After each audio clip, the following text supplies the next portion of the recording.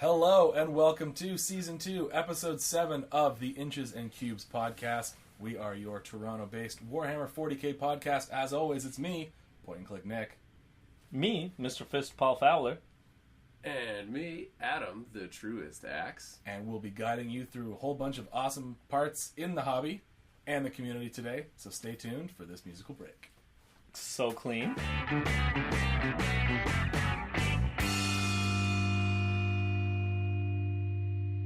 And we're back from that wonderful musical break. And I forgot somebody. Now, we always introduce guests after the intro anyways, don't we? Yeah. Who knows? Yeah, that's the thing. So who are you? I'm Connor, the hair collie. And you're... Why are you here? I got invited to drink beer. I don't know. Oh, that's fair. Yeah, we just picked him up on the side of the street. Yeah. Actually, Paul and I were coming down, Lansdowne today, and as I was coming down, there was a guy waving. Did you just pick him up? The Warhammer? No. Get in. Get in. You're going to be on a podcast. Yeah. I do. You know what the internet is, right? You can learn a lot of stuff between now and whenever. Oh, I heard a sink and a clink. So we're drinking Nevermore, a Belgian strong ale that has cocoa nibs as the flavor, apparently. Cocoa or cacao? I don't know. The ones that Terry Crews got addicted to in that one episode of Brooklyn Nine-Nine? Yeah, everything is related to television. Good show. And where's it from? It's from Indie Ale House, which is just down the street from me. Love that place. Which is bad. Great restaurant, brew pub style Oh, thing. fantastic restaurant. You ever had the Royale burger? Mm-hmm. It's pulled short rib on a burger. Do you know what they Yeah. call the Royale in France? No. Yeah. No. No. That's not how it goes. That's the joke. Okay. I've taken what you expected and subverted it. Did we do that on the crawl? No, we didn't, because it didn't have Thank you, sir. the beer passport. But next time we will, Yeah. because they do flights. All right, let's try this shenanigans. Yeah. To Connor, not Matt, Cully. That's right. Not Colin or Connie or... That tastes... Ooh. That's a big flavor. Oh, yeah. that. But aside from beer, what do we talk about? What are we doing today? What's our topic? What's our topic? What's our topic? The dirty doubles? The lethal lottery? Double your pleasure? Double The your pleasure? double deuce. Quadruple your pleasure. Because there were 4 people at each table. Yeah, but it was called a doubles event. I know. 400% pleasure. So we're going to be going through our event that we ran on Saturday. Yeah. And just lessons learned. And actually, you know what? Quick lessons learned section at the end. Let's just focus on how much fun we had. Yeah. I didn't learn anything. Okay. I actively forgot things. Yeah. I cheated. I found out after the tournament that I used a stratagem that I wasn't allowed to use. Yeah, that sounds like you. Yeah. You did what I did last time. You played your unit worse than it should be. Yeah. Cheated the wrong way. Yeah, I was like rolling 5-ups for my Leviathan, and I looked at the rules to see how big it exploded. I was like, oh, it's got a 4-up involved. Oh, well. It's a lot better. Yep, that is like 16% better. 16.67, yeah. Homer, the right way to cheat in golf is to lower your score. But I was like, I don't care. But we'll talk about the doubles now once. Do you want to do our regular rescheduled programming? I guess. Consistency. They love that shit. So Hobby Desk. Hobby desk. Who wants to go? I'll go. You go. I'm doing the same thing I've been doing for the past 3 weeks. I sent the pictures to Adam today. I'm like, I swear to God, these are not the same pictures I sent you last week. I've actually put 5-6 hours work into this giant tank, and it's ready to seal. I could tell because you did dynamic, very, very different camera angles on this one. Just show it straight off. down the gun barrel. Yeah, I like that shot. Yeah. No, just a lot of detail work, and then Monday I had some downtime, and I didn't really want to move. So I just edge highlighted everything. Nice. The black, the gold, the white, the purple. Did you do the silver on the gold? No. I didn't feel it needed it. Okay. 'Cause I like the mute highlights. Alright. Cool. Yeah. Do you think I should? I do. Okay. It looks so good. I'll give it a shot, yeah. It adds so much depth. Cool. Yeah, I'll give it a shot. And then I just finished up a D&D character. And Matt sprayed him. So, Sweet. yeah. Nice. You took the risk. Yeah. Yes. Was it raining on Monday? It was yesterday. Yeah, it was a little. Yeah, it was raining. Yeah. Drove to Aurelia and back in that rain. On purpose? Yes. Okay. By accident. Let's go on a journey. This is a good beer. That's an okay beer. Wow. Connor, what'd you do, man? So we have a Horse Heresy event this coming weekend. Tomorrow for our listeners. True. On Saturday for our Twitch watchers. Yep. So I have been sitting on a Spartan assault tank for... I think I talked about it last time we were doing a Heresy event on the podcast, actually. You did. So I finally washed it. And I did some like the resin or like no washed over top of the base coats to like darken the gray to like my Iron Hands black. Nice. And I did some white details on the panels and put the decals on and did some weathering. So it needs an edge highlight and it's pretty much done. And I have to paint the las cannons. Nice. And then Quad las cannons are the worst. Yeah, I've had like 10 people tell me that this week. So They just suck to putting paint. it off for last. And I finished for my original 40k Marine Army, my Ashbringer's successor chapter. I finished Jump Pack Captain with a Thunderhammer. So He looks really good. He does look so he's in the pictures. He was really fun to paint. It was like nice to do something different than the Iron Hands, but like kind of similar. So I had practiced since I had painted like an Ashbringer's unit. So it was cool to go back to that. And the hammer was awesome. They're just fun to paint because it's just little cubes. So the way that the light hits the cube is so easy to do that. Yeah, it's a primary shape, so it's like really easy to highlight and make it look interesting. Yeah. Like when you are learning how to draw and shade 3D objects, you do a cube and a sphere and a cone and that stuff. So like painting the hammer heads is like so easy. Yeah, That's really nice. Yeah, so that's fun. And that takes me back to like high school, man. Yeah. Yeah. drawing that little S thing. S thing. Oh, Yeah. the like 6 lines. Yeah, Oh. 6 lines and then you cap them. That's gonna be the chapter. 90s baby. Yep, that's gonna be the chapter symbol for my next homebrew. Nice. Ah. Is that everything that you got done? That's what I worked on. Yeah. I haven't done a huge amount. Yes, you did. I primed the scouts for the event. Then I noticed that I missed a bunch of mold lines, so I just like scraped them off real quick and just gave them another blast of primer because the Krylon stuff goes on super thin, so I didn't mind hitting them twice. I did all the bases that I'm gonna need to do for like the next batch of models, and then I got home from the doubles event and started washing up Big Daddy Dorn. Did you take him in the bath with you? I don't have a bathtub, so it was a shower, and yes, A manly shower. it was a manly shower. And you can see in the pictures, he's got a manly scowl, as per the copy. Quote unquote. Yeah, I love that. it's the dumbest thing. His manly scowl. It's like, guys, there are so many other words you could use rather than manly. They're not wrong though. It is fairly manly. And Victor was asking about the scenic base versus the game base, and nobody gave him a straight answer. But yeah, all Primarchs have a game base that slots into their scenic base. It's actually really cool when you think about it. Yeah, and there's usually like a part that you remove so it can like fit in like and hide. slides out, Yeah. yeah. The I'm scenic. gonna magnetize my Ferris one. Yeah, and make sure we get the polarity right. Oh, So that we can because you put have yours like together. this. Because Sick. Ferris's and Fulgrim's actually go together to make a diorama. Yeah. Oh, nice. Because like their poses are meant to be them fighting. Like Ferris is swinging the hammer and Fulgrim's dodging out of the way. I love It's- the baseball bat swing, like just calling his home run. He's But- like bringing it low. Yeah, it's Mhm. like, But yeah, the cast is great. I started dry fitting stuff.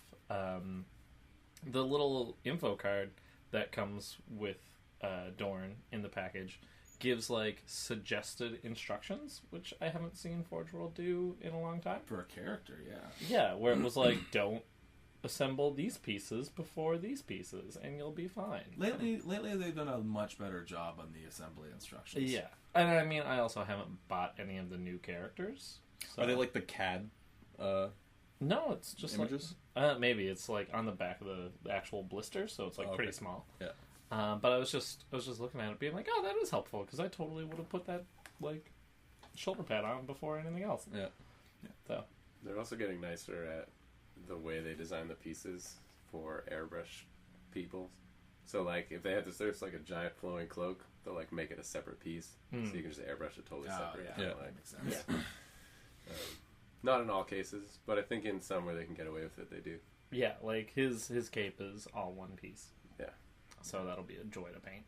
And luckily, I've got all the decals that I'll need for the inside of the cape to do it like the Forge World. Was the cape textured at all, or is it decaled? The inside of where the little Aquila is and the fist in the corner, that's all decal work, and the back is textured with a big fist. Nice. Yeah, and the cast is fantastic, and the pose is cool. And, I love the pose. Yeah. just yeah, I'm so excited, and also a little intimidated to get started on this.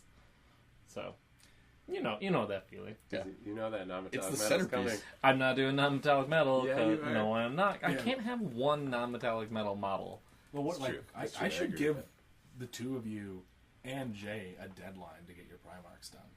Ferris is next on my list. Like, Okay. once the Spartan's done. So why don't we set end of April, and we'll do our giant 4-way. Sick.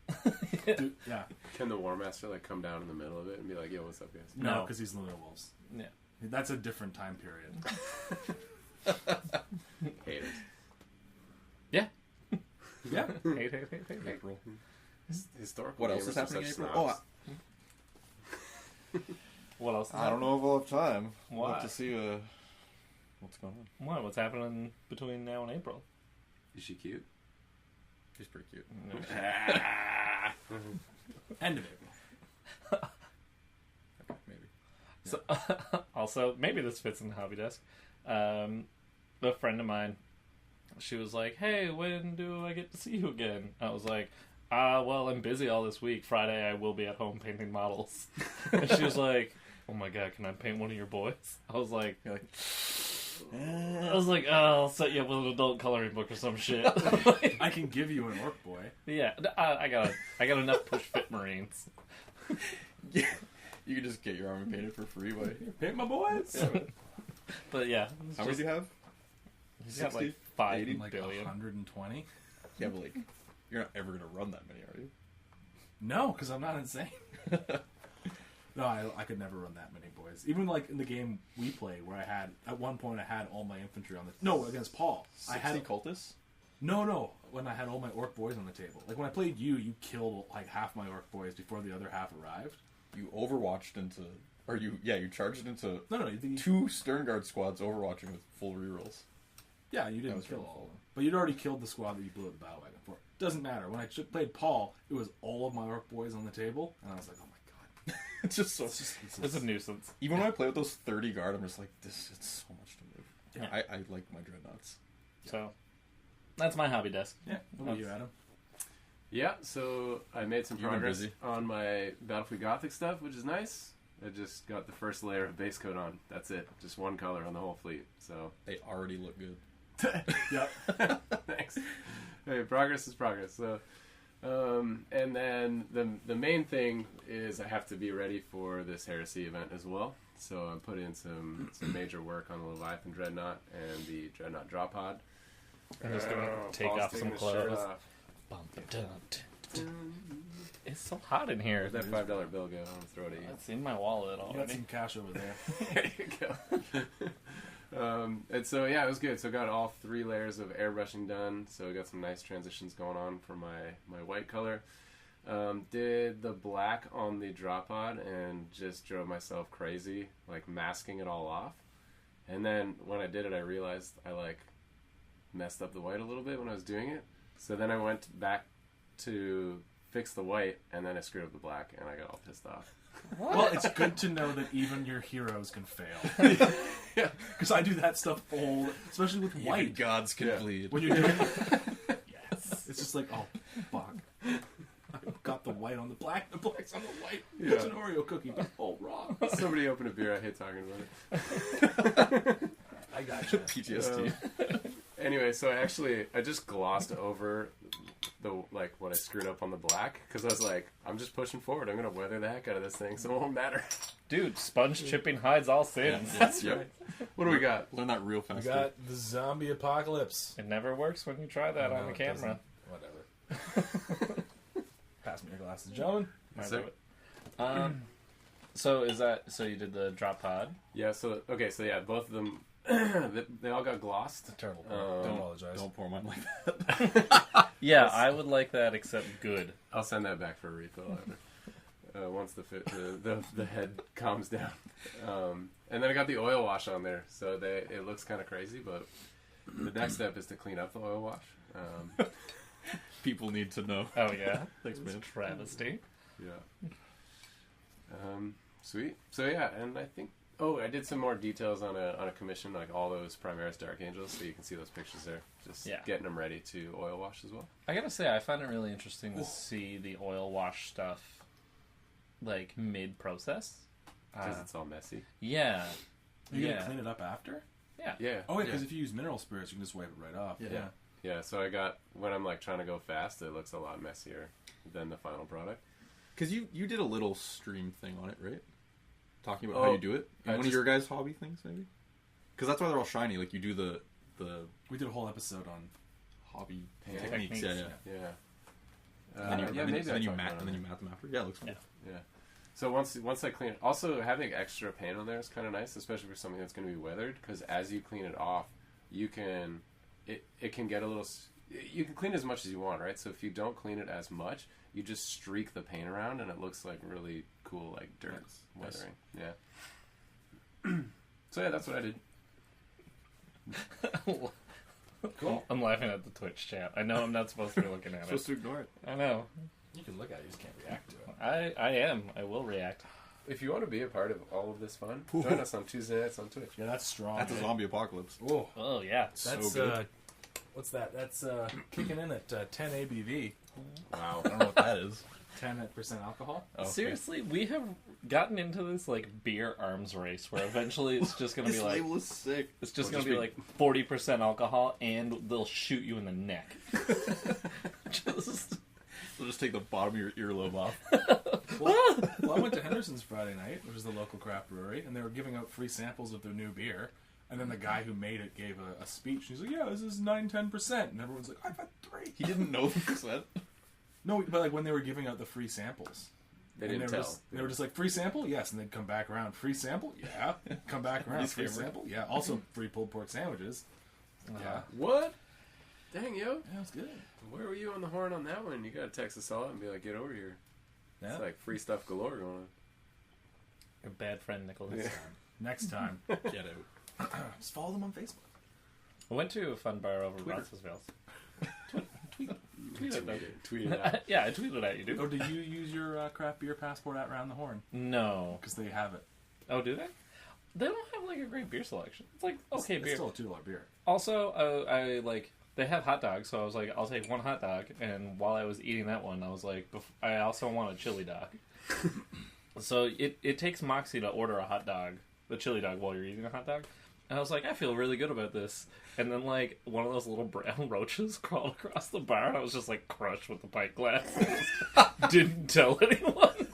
Round the Horn's that bad? It wasn't even that bad. It was just like bad luck, I guess. But I was just, Well, they're not No. endorsing the podcast now. whatever. Round the horn. They don't listen to. They don't play Warhammer there. When you have cockroaches running across your beer counter, that's not bad luck. Yeah. Like But when we were in Alibaba. That's why we're hygiene. never- I was like, yeah, that was not a small roach. We are not It was like going as big as my back thumb. to Alibaba's at Foreign Lansdowne ever again. it's funny because you freak out at that kind of stuff, and I just crush it with my pint glass. Oh no, we just saw it. We sat there. We I, saw it. I and was we're like, it was already like halfway finished eating. Dude, I was eating the hot dog and ordered another hot dog. okay, yeah. But really, You followed through at the second order still. of course I did. The second one had chili on it. To be fair, Yeah, which is basically could be all cockroaches Yeah. anyways. I don't care. So but I Adam, mean you it's cooked. So, Adam, so, you got anything yeah. else on the painting desk? No. Did you finish the vets? The vets. Veteran. Yeah, they look really Veteran tactical squads. Oh, yeah. But that was last week. You had them done last week? Yeah. Oh, nice. I didn't know they had them all deckled up and all the details done. Oh, I can't remember. I can't remember either. Well, if they weren't, they are now, and Fair enough. they all have grenades and knives and cool things on them now. They all look like badasses. Yeah, it's exciting. It's exciting to finally have all their decals on there. Yeah. Yeah. I honestly, like, veterans are one of the most fun units for Space Marines, like, to do up. And it always, like, I think that's... It doesn't, like, bum me out, but whenever I see, like, these guys are veterans, it's like, how are they different? They're better. It's like, yeah, but they don't look different. Yeah. It's like, yeah. I'm like, well, man, you missed a really cool opportunity to be cool. Like, sorry. Did you see? You only get so many chances. Yeah. Did you see John Tung's Facebook comment on the picture of the tournament of your army? No? It was a zoomed-in picture of your sergeant. And it was just simple Doug Webb. Yeah. I love that guy. Seriously. Did you comment on it too, Adam? I think I just About the laughed at it. bases? Oh yes, I did. Yeah. I was like, but those bases though. Yeah. Zeros. Oh, yeah, no, I saw that. Well, I just remembered the mean thing and didn't remember the nice stuff. So that thus wraps up our hobby desk. Yep. General's armchair. Yeah, 'cause Mhm. we didn't copy this from anywhere. So disclaimer for tonight, it's basically a whole night of General's Armchair. So for the actual General's Armchair, we're going to talk about the non-event games we played. And surprisingly, I didn't play any games this week. Oh, what are you, Paul? Well, you have games. So I got apparently a, not. I got a boatload of Just drinking free beer all week. I'll just comment on yours. It's okay. Okay. Go, Connor. So I played Josh for my first game of the league. I was away last week, so got it in finally. And he was playing. It was my first time playing against oh my god, what's it called? Bastion? A bastion, yeah. So like a fortification. And they're tough, man. They're toughness 9. They have 20 wounds. They have a 3-up save. I didn't realize 10 guys could shoot out. It fits 20 guys, and 10 guys can shoot out. Yeah. So we had 2 squads of... He was playing Chaos. He had 2 squads of Havocs in it. Yeah. So missile launchers and las cannons. And then he had his second missile launcher squad in ruins. So just like... My list is a lot of vehicles, so it was pretty scary. But I got to play, for the first time, my Sons of Medusa with like a small little Raven Guard detachment added in. So it's 3 scout squads and a 10-man Stern Guard squad, and then the jump pack captain and a jump pack lieutenant. So I use Strike from the Shadows stratagem for the Stern Guard, and they like infiltrate in, and the scouts block for the gun line and the dreads, and then the 2 characters deep strike in to buff the Stern Guard. So the Stern Guard swept the flank of cultists, which was awesome. I went second, so I had to put them like far back out of line of sight, but they still did work. My captain ended up charging in and killing the last 3 wounds on the bastion. That's so funny. Which was so great. Just like that baseball swing, just taking out a pillar or something. But we went all the way to turn 7, and it was a really hard game. He was running 2 demon princes, 30 cultists, I think. 3 squads of havocs, 2 squads of full 10-man berserkers and rhinos. So it was like had a really good gunline portion and a really fast, scary assault portion. So it was a really good game. We were playing the one where characters score objectives. Oh, yeah. Like the points go up as they hold them more. Ascension, yeah. So he had both his demon princes in the middle, holding objectives. So he got 1 point for each. And then I was like, oh, I'm pretty worried that they're just gonna sit there and get a ton of points. Because they're characters, I'm not gonna be able to shoot them because the berserkers were coming up.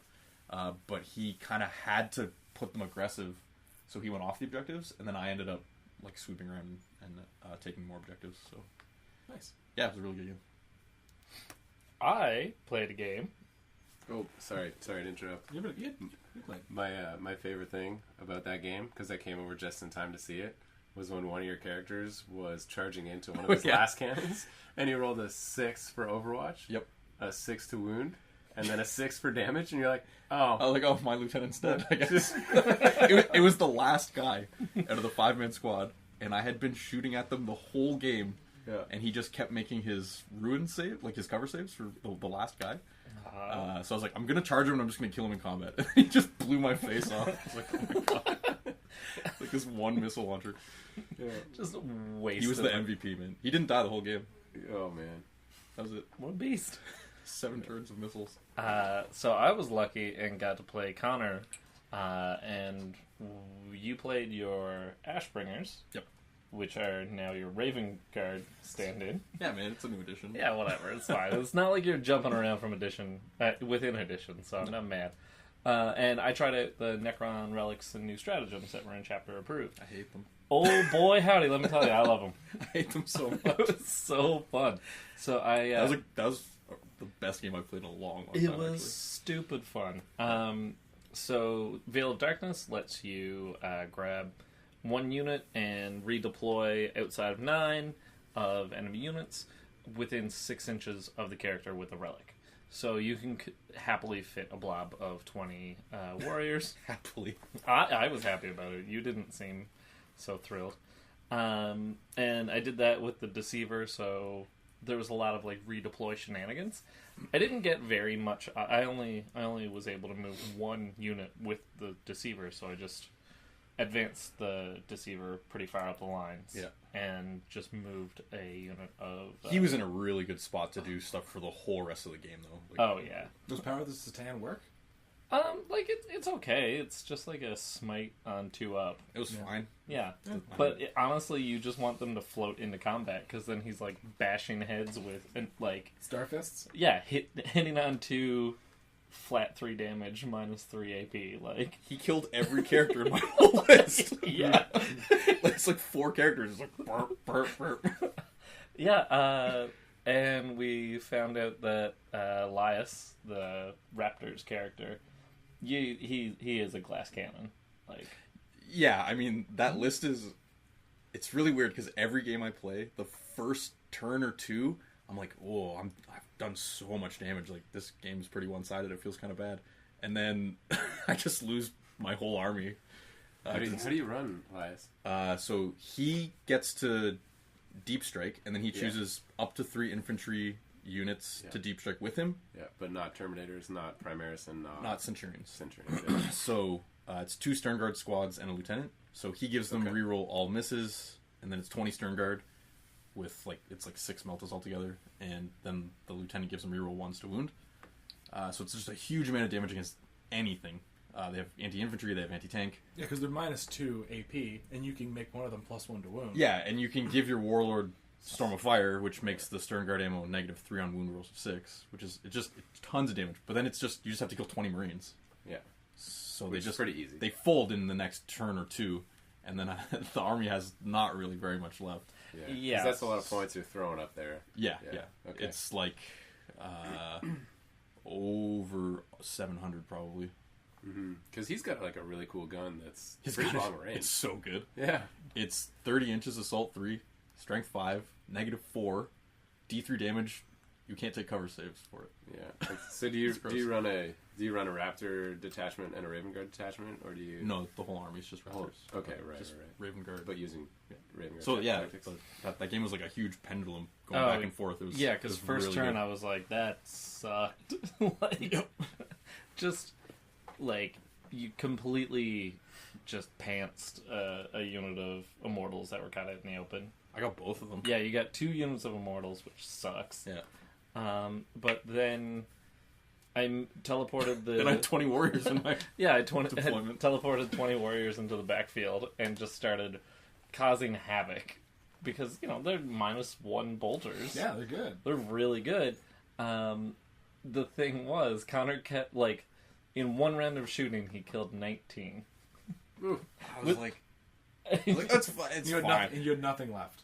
And I shot everything in my whole army, man. And I had 2 command points left over, so I was like, insane heroism, so they automatically pass. Yeah. And then I rolled the dice, and Connor's like, what the flip, man? 13 came back in 1 roll. On 4s. On 4s. Such a good roll. I was like, Oh, you didn't even use the stratagem. You didn't even use the other stratagem? No, because I had burned them all. I also tried the stratagem where canoptic creatures get...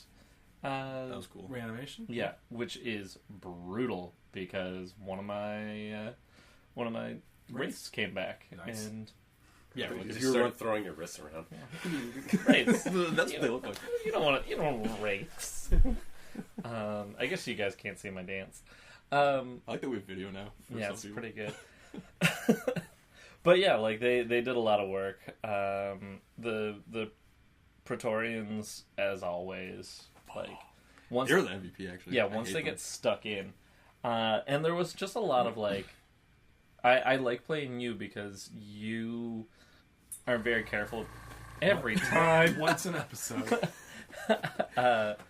You're very good at unit positioning, so then I had to up my unit positioning, so there was a lot of like, I'm going to make a long line of dudes that are equidistant from this unit and this unit, and depending on how shooting goes, I can charge this unit. Yeah, I was trying to force you to either like charge the scouts on an objective, or like my stern guard were falling back, but they were going the other way Yeah. to try and pull you. Like, Oh, I got a rules question for you guys. Just kind of on that thing. Yeah. So in the doubles tournament, that just popped in my head now. I'm going to forget to redo that. So I had a unit of cultists strung out and was charged on each side. yeah, He killed like 7 of the cultists, so I removed them from the unit that hadn't attacked the cultists yet.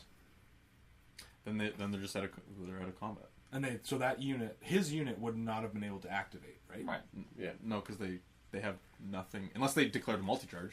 No, they didn't. Yeah, Okay, so they're out of combat and they have nothing to do. Yeah, They can't even consolidate because they didn't activate. Right. Yeah, Yeah. Perfect. Oh, good to know. Played that sweet. right. That's a good Well, strategy, actually. Yeah. I think you activate him. He can do his pile-in, but if he doesn't end up touching models, he can. You don't pile in until you activate the unit. Which is if you charge or if you're within 1 inch. Oh, you always get to Activate charging units. you So if they both charge, so you always get a 3-inch pile in yeah, towards the closest enemy unit. yeah. But if you didn't activate, you can't consolidate 3 inches. Is that what you're saying? Well, it's still you do it at the end of combat, so you pile in and consolidate, and if you don't, You can you only didn't touch it. you don't consolidate at the end of combat. You Yeah. consolidate at the end of that unit's activation. Yeah, and the pile-in is the step 1 of its activation. Yeah. So Yeah. you can't And you pile elect- in. If he removes the cultists of the unit that hasn't attacked yet, that unit now can't pile in or consolidate because it was never activated. But you can activate it if it charged, I think. If it charged, or But if it's it's not in within combat. 1 inch of a unit. It's not in combat because he.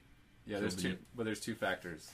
Oh my god. There's 2 factors whether you can activate, and at which Twitch chat, answer this question for us. Yeah, It's already been been answered. answered. Okay. It is. Are we It's already wrong been or what? answered. I thought 8th edition was more streamlined, Adam. It's not.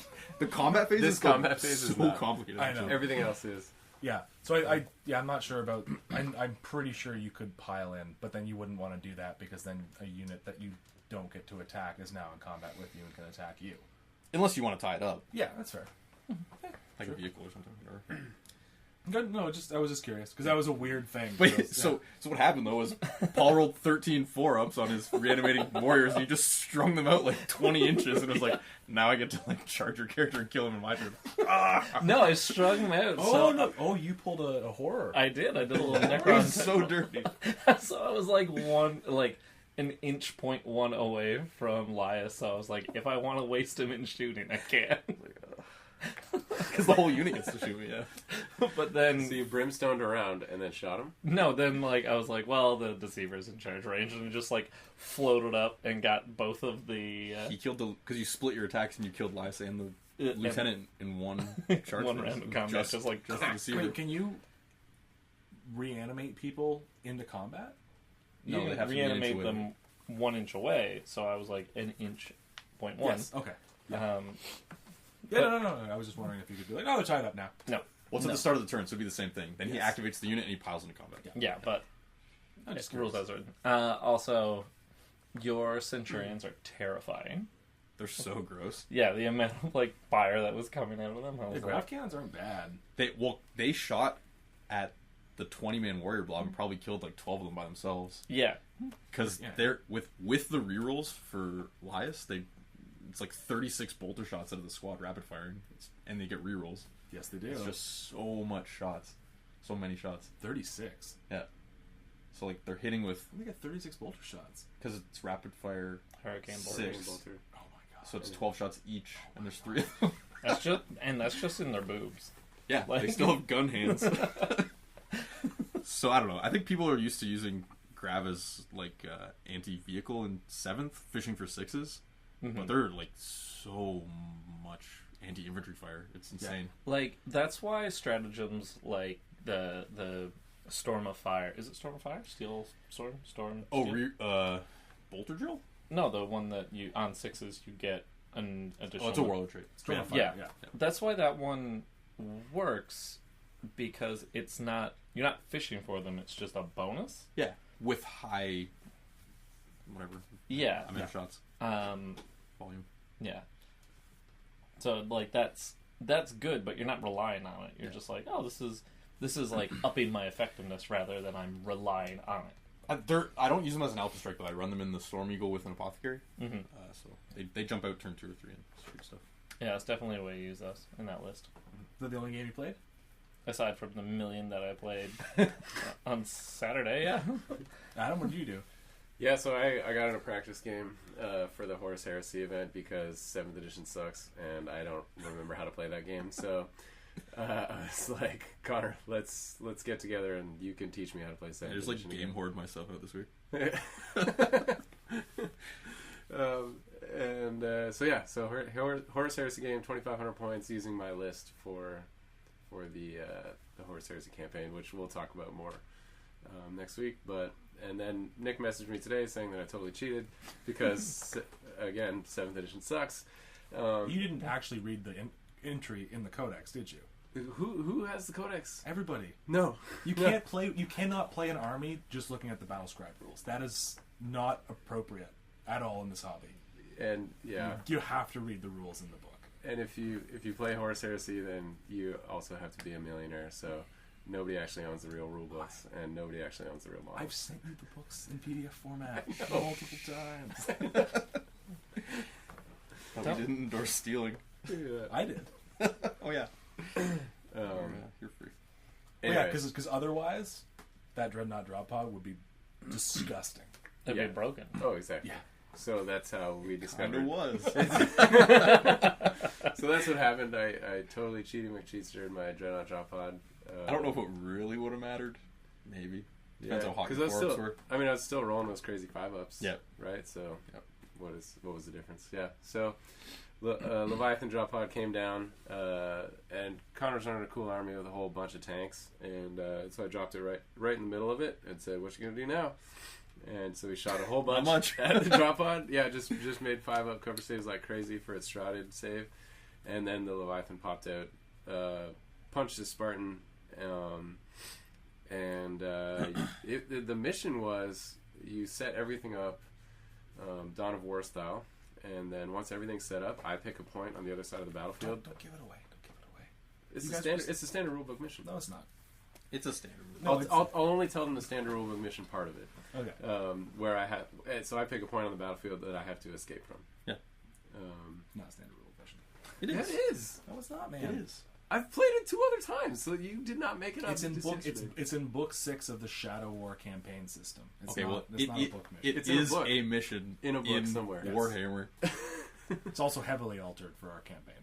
But yeah, go ahead. Anyways, so it's actually a really hard mission for Spoilers. the defender, the way the points end up working out, and I mean because of that, I just had to shove my whole army in the zone. Were you the defender or the attacker? I was the one who had to get off the board, whichever one that is. The attacker. Yeah. Yeah. And yeah, I mean, I just had enough stuff around to deal with all those crazy tanks you had. It was. I think we were going pretty kind of even until that one turn where I just popped 2 of your dreadnoughts and with my Spartan. Just the Spartan. Yeah. And then you're like, oh, I still have like half an army to shoot. Yeah. This game's over. Yeah. So you had all your scoring units within the bubble. Didn't even matter at that point. Yeah, it didn't matter at that Well, point. it did because if he had no scoring units within the bubble, and his Well, you drop- had I got 2. I had 2 at least. Oh, and Starin. we mapped it and out, then and I probably could have gotten at least Yeah, one, then you're maybe good. 2 more. Because it does matter. Because when I played it against Paul, I annihilated him, and he had 1 Stern Guard squad in the bubble, and I Simple. killed the rest of his army, and he won the mission. Yeah, because Yeah. I did the thing So I was it does- supposed to do. Yeah. Because I played the game. So the hard part being the defender is if you generally like the long range shooty killy stuff sits really far back. Yeah. Right? And you're like, oh, I need to kill those shatter shelling quad mortars because they're really dangerous. but like those are the things that if you leave them alive are going to give you your point. Mm-hmm. Yeah. Right? And it's kind of counterintuitive the way you have to win that mission as a defender. Yeah. I did leave that stuff alive though. Yeah, I did. just You did. your Leviathan killed a predator on its drop with its Melta, and then it charged the Spartan, which hurt a lot. Yeah. It's just like a lot of points. And then like I killed it my next turn, but it had done its job. Yeah. Like my Terminators were out in the open. Your vets all have rending, so Yeah. Yeah, it was close for 3 turns. Yeah, I would say It so. was like bottom of 3. I didn't do enough back after losing 2 dreadnoughts. So Yeah. Outflanking bets probably definitely helping that. He couldn't outflank them because he was attacking. Yes, that's right. Yeah, so I started with everything on the board, like except for the drop pod. Yeah. That's my first. Your first turn, you didn't like. You killed the one predator. That was I it. didn't do much. And then I killed both your rhinos. Mhm. Did I some took a wounds couple to- other things down to 1 hull point, but only through glances, so you're still shooting me at full Yeah, effectiveness. all the Preds were glanced to 1 whole point. Yeah. And you killed 1. Yeah. But the Preds don't matter in that list. They, Right. Like they block the deep strikes really. Right. They're not even 100 points, so they don't matter. They're so good. Well, normally they're my scoring. Yeah. But they didn't. I didn't care about scoring that game. Just stopping him. So Yeah. they were sacrificial. Yeah. And it was good. Like, we definitely... it definitely was a good rules refresh for me, which was the point. Yeah. Because, like... We're gonna be playing on the same team in the Yeah, campaign. yeah, exactly. So I'm glad that your list The is good. 3 of us are going to be playing on the same team. And it was like, I even forgot about drop pod assault, right? Like, it was... Yep. You're like, hey, you get to put your drop pod in after I did my whole turn already. You like, have oh, to. yeah. You have to put it down. Yeah. Anywhere. It doesn't have to be 9 inches away. Yeah. So that was fun to use the scatter days. And I don't Isn't think... it weird? It's like picking up an old-timey crank camera and you're like, Yeah. here it goes. your grandpa's pipe, you know? Yeah. So we were like resolving 8 shatter shell templates, just being like, I This hate is so this. stupid. I wish it was just like 8D3. Honestly, For that's one of the 4. reasons I don't run them anymore. They're so annoying. Because I'm like, this is stupid. It slows down the game. I don't like it. I'm Yeah. just bringing more dreadnoughts. half an hour for 1 unit. They to should have shoot. brought back like the mini ordnance, Yeah, the little It was clover. like 3 little ones. The Yeah, clover. or 4, yeah. and you just roll. You're like, you got 4 rolls on this. Oh, it hits this one once, this one twice, this one 3 times, and that's it. Yeah, and pick. Makes so much more sense. Yeah. Oh well. I hate shit. And also data slates, which tell you exactly what your unit does. Yeah. Or read In the one codex. spot. You got like your printout of Battlescribe, and you're just like, I have 2 pages of just rules. Just special rules. Just more. Yeah. Yeah, It was like 4 pages. It's like that in an 8th edition thing on Battlescribe. yeah. In 8th edition? Yeah. Like when No, you print it's up not. on Battlescribe, yeah. If No. You're formatting your Battlescribe. No, wrong. actually, you're right. It's not. Like, my special rules in Battlescribe are like 3, maybe. Yeah, exactly. There's like Because the only- rest are in line with the profiles.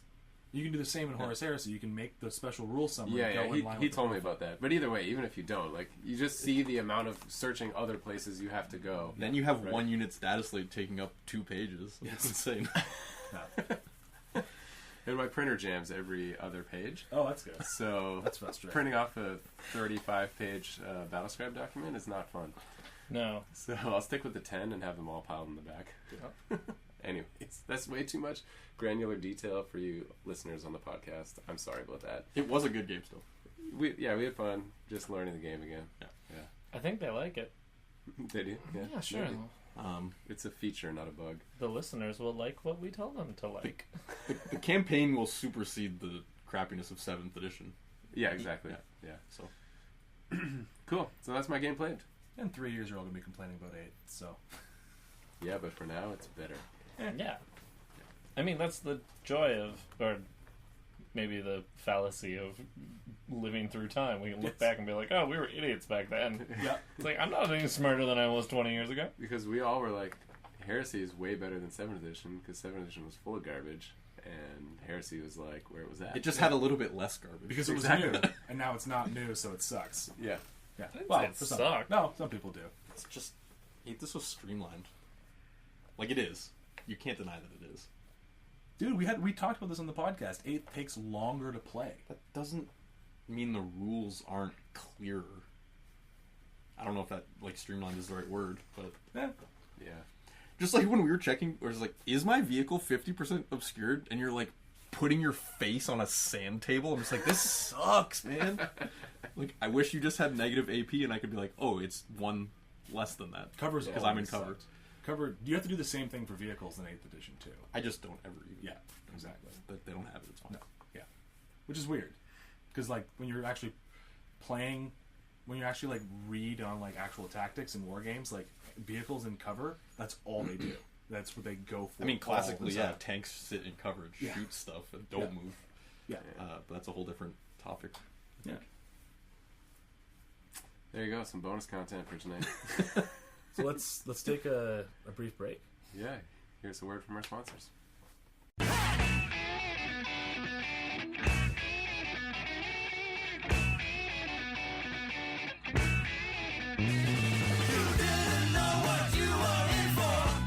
Battle Brothers Studios, a commission painting service passionate about making your miniatures and your gaming table look great. Our philosophy at Battle Brothers is this: your army is our army. Every model will be something you can be proud to show off. Send us a message on facebook.com/Battle Brothers Studios for a free quote and make that dream project come to life.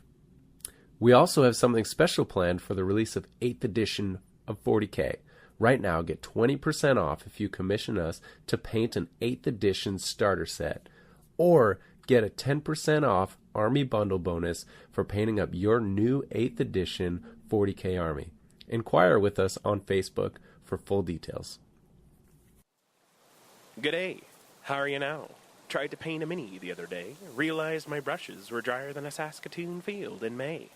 So I did what any reasonable man in his mid-30s would do, and I hopped over to thewarpainter.com to resupply. Thewarpainter.com is Canada's greatest hobby store for all things hard to find. Scale 75, Broken Toad, The Army Painter, and Valet Ho. All supporters of Encounter Wargaming get 10% off their first order with the code EWG10. They got you covered. So we're back from a lengthy break. And the reason we brought Connor here today is because we're talking about our Lethal Lottery Doubles Tournament. Yeah. So this clicked into my head on the way over here about how this became a thing. And I think it was after we ran our first event ever as a club. And we're talking about we're doing a doubles. Well, like the next event should be a doubles event. And one of the club members was like, "You guys ever seen a Lethal Lottery wrestling match?" And I was like, "No." It's like, we're wrestlers, just randomly get paired up with each other. I'm like, that's a really cool idea for a doubles event. And the Lethal Lottery doubles was born. Oh. And it's been fantastic. It filled up in a day.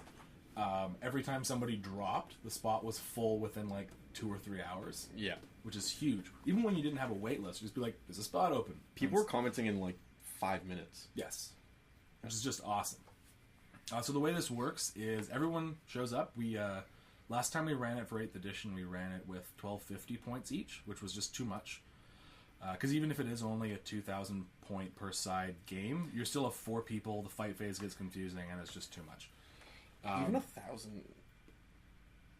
We got better because Adam was a good TO. Adam was a good TO. First round. I'm right here. You never TO'd the doubles. Yeah, I did. When? The last one we had. Yeah. 8th was out for like 2 weeks. Yeah.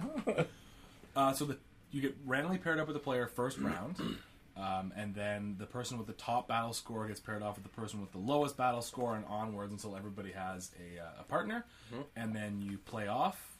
The missions were great. We took rulebook missions from the chapter approved ones, and the secondaries, there were 6 points available for secondaries. Some of them are scoreable by all 4 players, some of them are scoreable per side, and some of them are scoreable per person. Yeah. I think like warlords and stuff like that. I think we need to condense them into per person. Because it, like, the one with progressive objectives was monstrous to keep track of. Yeah, especially when Mike was like, "If you both control it, then you each get half a point." That was so confusing. confusing. Which I actually think it's actually a lot easier, but people weren't thinking about how to do that properly. Yeah. Because it should have been still normal objective secured rules apply, right? Yes. Like, so 100%. it should have been, "Oh, you have more models than me. Oh, you score it. Oh, you're objective secured, so am I. You have more models. That's how we oh, played you it. still scored it." That's how we played it in our game. But I don't think most people were thinking like that. No, that's fair. Yeah, because when I was playing my second game, I was like, "No, you have a squad of tactical marines. I have a rhino there. That's your point."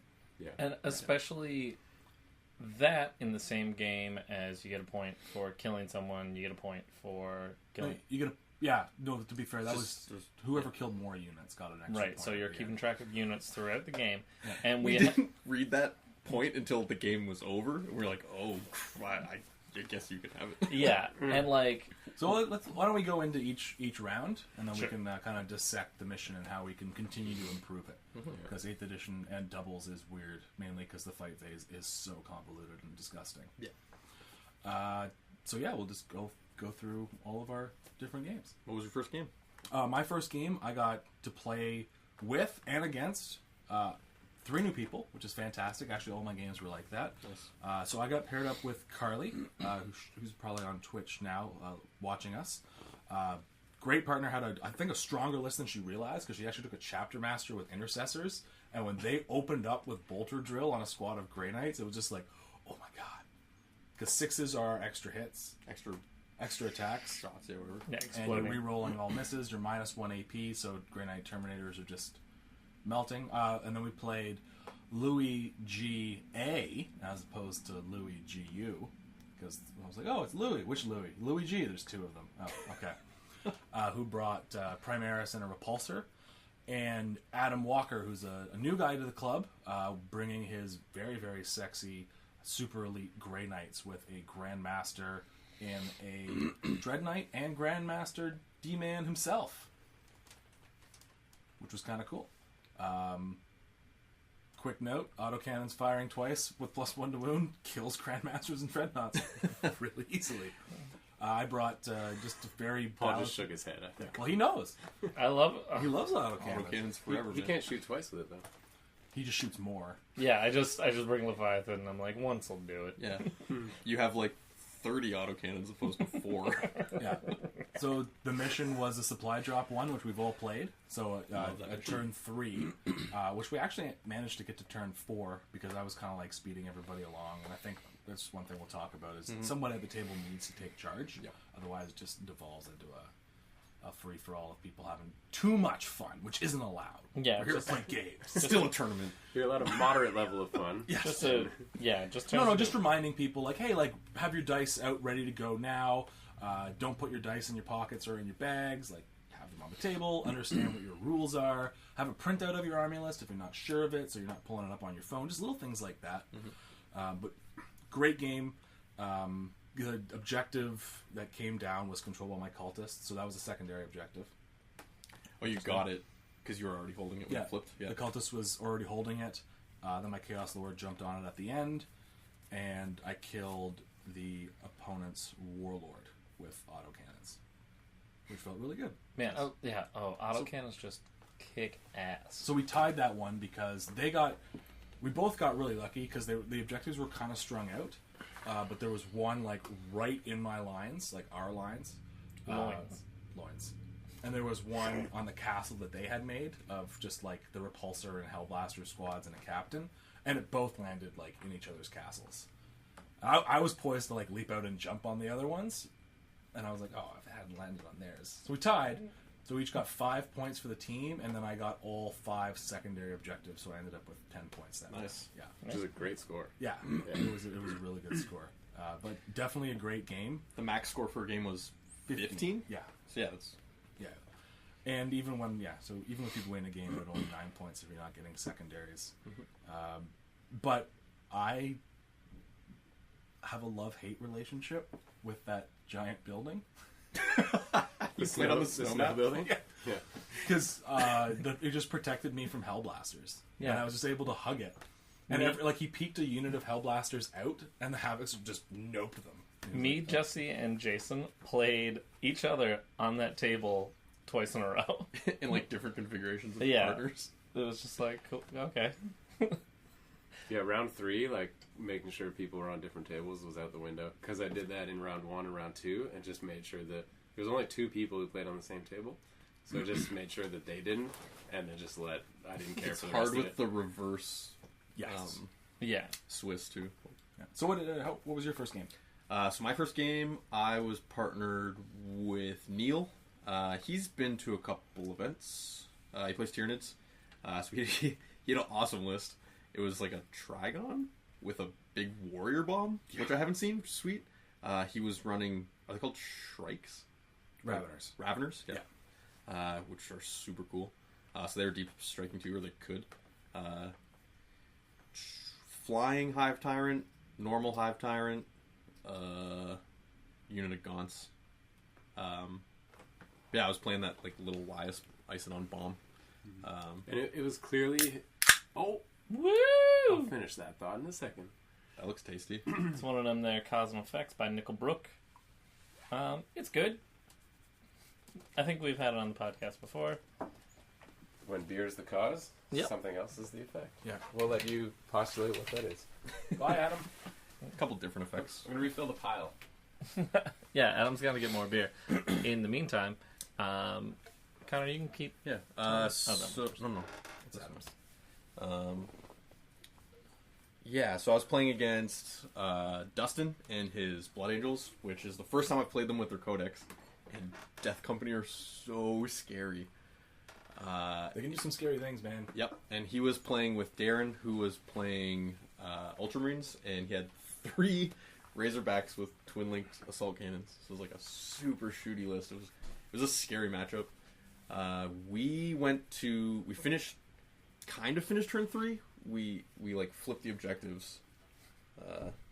So me and Neil ended up winning. Just I think because of time. Like if we had played turn 4, and definitely if we had played turn 5, we would have been shot off the board for sure. But we took the win on that one. Deployment took a really long time. It's like the first game. It's like people are like excited to be there. It's the first game. Everybody's like hanging out and talking. Oh, like what are you playing? What's your list? Blah blah. And then like all of a sudden it's been 45 minutes and like we haven't even thrown any dice yet. Half an hour and we haven't thrown any dice yet. Bottom of turn 1 and tables on either side of me hadn't finished deploying. Yeah. And I was like, That's bad news. It was That's so really bad news. So, and something that I noticed is, like one of the tables, they were like, so this is my list, and this is this unit, this is what it does, and this is this unit, this is what it does, and this is my warlord, and this is the warlord trait, and this is what that warlord trait does, and then this is the psyker, and I was like, you don't need to do that. Like, you do that in a friendly game. You give the person your list and say, all right, here's my stuff. We're going. nobody brought their lists. Yeah, well, fair enough. That was something else. I was just like, I mean, I don't know. Everything should be WYSIWYG. To Yeah. be fair, like I should look and be like, he's got 3 tac squads with 3 las cannons and 3 Razorbacks with assault cannons. Like, it's pretty easy to understand what that army does. and meltaguns that count as plasma cannons. Get out of here with That's that. fine. Who did that? Darren. It was fine. Don't go. Anyways, No, that's what I'm saying. It's tough to say like, yeah, everything should be WYSIWYG when at a fun event like this one. That's what I mean. I think because it is so like casual and fun, it's a mixed doubles where you swap to the. If you have the high score, you get a worse player on your team the next time. Like, yeah. who cares what the lists are? Just Yeah. put your models down and roll dice. Like, That's that's the whole point of it. Yeah, Yeah. the skill won't win you games. Exactly. Yeah. And your list won't either. No, to absolutely be fair. not. No, that's why I brought the smallest list I could. Yeah. It was like Terminators, a 350 point dreadnought, Yeah. a dreadnought, and 6 tac marines. So yeah, what's cool things that happened in that game? My Stern Guard killed only 1 Razorback on the drop, Punk. but Dustin deep struck and charged his Death Company, 15 Death Company, into Did they all have infernal pistols and thunder hammers? no, it was Wasn't a axes power and level hammers. game. He had to pay for it. Yep. But they used the stratagem. They charge 3d6. Yep. So they went 13 because he deep struck them 9 inches away, which is just gross. He was running like the smashy captain, the Thunderhammer and stuff. He killed Hive Tyrant. I think Neil failed a couple charges, so maybe it would have been closer in our favor if he made those. It's a good game though. My first game, I won't belabor it, but I found out how brutal the new Tyranids are. They were able... I played Matt Schnarr, who is no longer the nicest person in the world, and he was able to move a unit of Gene Stealers like 36 inches. I don't think in he one got the turn. memo on a fun casual event. He's nice off the table. Yes. Yeah. Holy shit. Like seriously, Gene Stealers in this edition, it was just like they ran up and whatever they touched, they noped, and then they would tie up another squad. Because what he would do is declare a multi-charge, only reach the other one, use a stratagem where they can move as though it's movement phase. So he moves in then he activates them. So now they're within consolidation range again. So he moves in, and since when they were activated, they were close enough, they can attack again. So he gets like a fight again almost. It's like a fight again, but better. Yeah. It sounds really convoluted. It is, and I don't think that's how it's meant to be used, but rules as... I've only played Tyranids a handful of times with the Codex. There's a couple things that I played a Tyranid army too, and I was like, I don't think that's what the stratagems were meant to do. Yeah. It was just the fact that, like, paired with being able to double their advance, assault out of advance, move again. Like, it was just like... Roll 3d6 and take Oh, the highest. yeah, 3d6 advance moves, pick the highest, double the advance move, and then still charge. Is that Kraken? Yeah. Yeah. That's Yeah. so gross. And then fall back and charge. I remember standing at your table watching you realize that this is what was happening. And being like, this is amazing. Yeah, no. Like, you can't bubble wrap against that. Nope. No, because they can drive around whatever you want. Yeah. Like, you almost need to... yeah, sacrificial units. But it's like, if you bubble wrap, you're just letting him consolidate into your stuff anyways. It's even more dangerous to do that. So it was just like absolute insanity when I like saw him do it. And I was like, "What's going on? Like, this is amazing to see." You know what's actually even more scary? Well, not more scary. Just like, they're so annoying. Those the mines that like explode and do mortal wounds. Yeah, because they get to still use the 3 dice in advance. I don't think they should be able to double use it because their they don't have advance That's a stratagem though. I know, but you do both. Yeah, so And then all of a sudden... so you can move them. They move 15 instead of 3, which is like so fast. Guess Nick doesn't want me to talk. That was Connor. That was my game, and you was the two of you. But like, anyways, that was my point. Yes. It's all fast and Yeah. it's all annoying. But like the spore mines don't even have a central nervous system. They shouldn't be able to be like, "You're faster now." But that's just that I think when they made the Tyranid Codex, they didn't take into account the Forge World units. They're not forward rolls. No. Meotic Spores are in the Forge World book. No, he's talking about regular spore mines that come out of the Bio Wars when they miss. Oh, I'm talking about the. Oh, I'm talking I didn't about know those were Meotic Forge Spores. rolls. Yeah, I thought they were in the 7th edition Codex. No, I don't know. I was looking through the Xenos Index because I was like, what are these things? I think they're troops. I don't know. You can look it up. Yeah. Or they fast attack. That's probably what they are. But they were insane because they just did... Who was Matt partnered with in that game? Emil. So it was just that Raven. So it's everything's pretty fast. Yeah. Also, he had Emil had a bunch of veterans on bikes with storm bolters. So storm bolters and rapid firing double bolters. And Storm Shield. And shotguns. And Yeah. shotguns. It was just like. Which doesn't seem right. How do you even get all that on there? It was different squads. It was scouts with... Because I played in game 2. Yeah. It was scouts with shotguns and grenade launchers. And bolters on the bikes. Yeah. And the... And a storm bolter on the sergeant? No. No?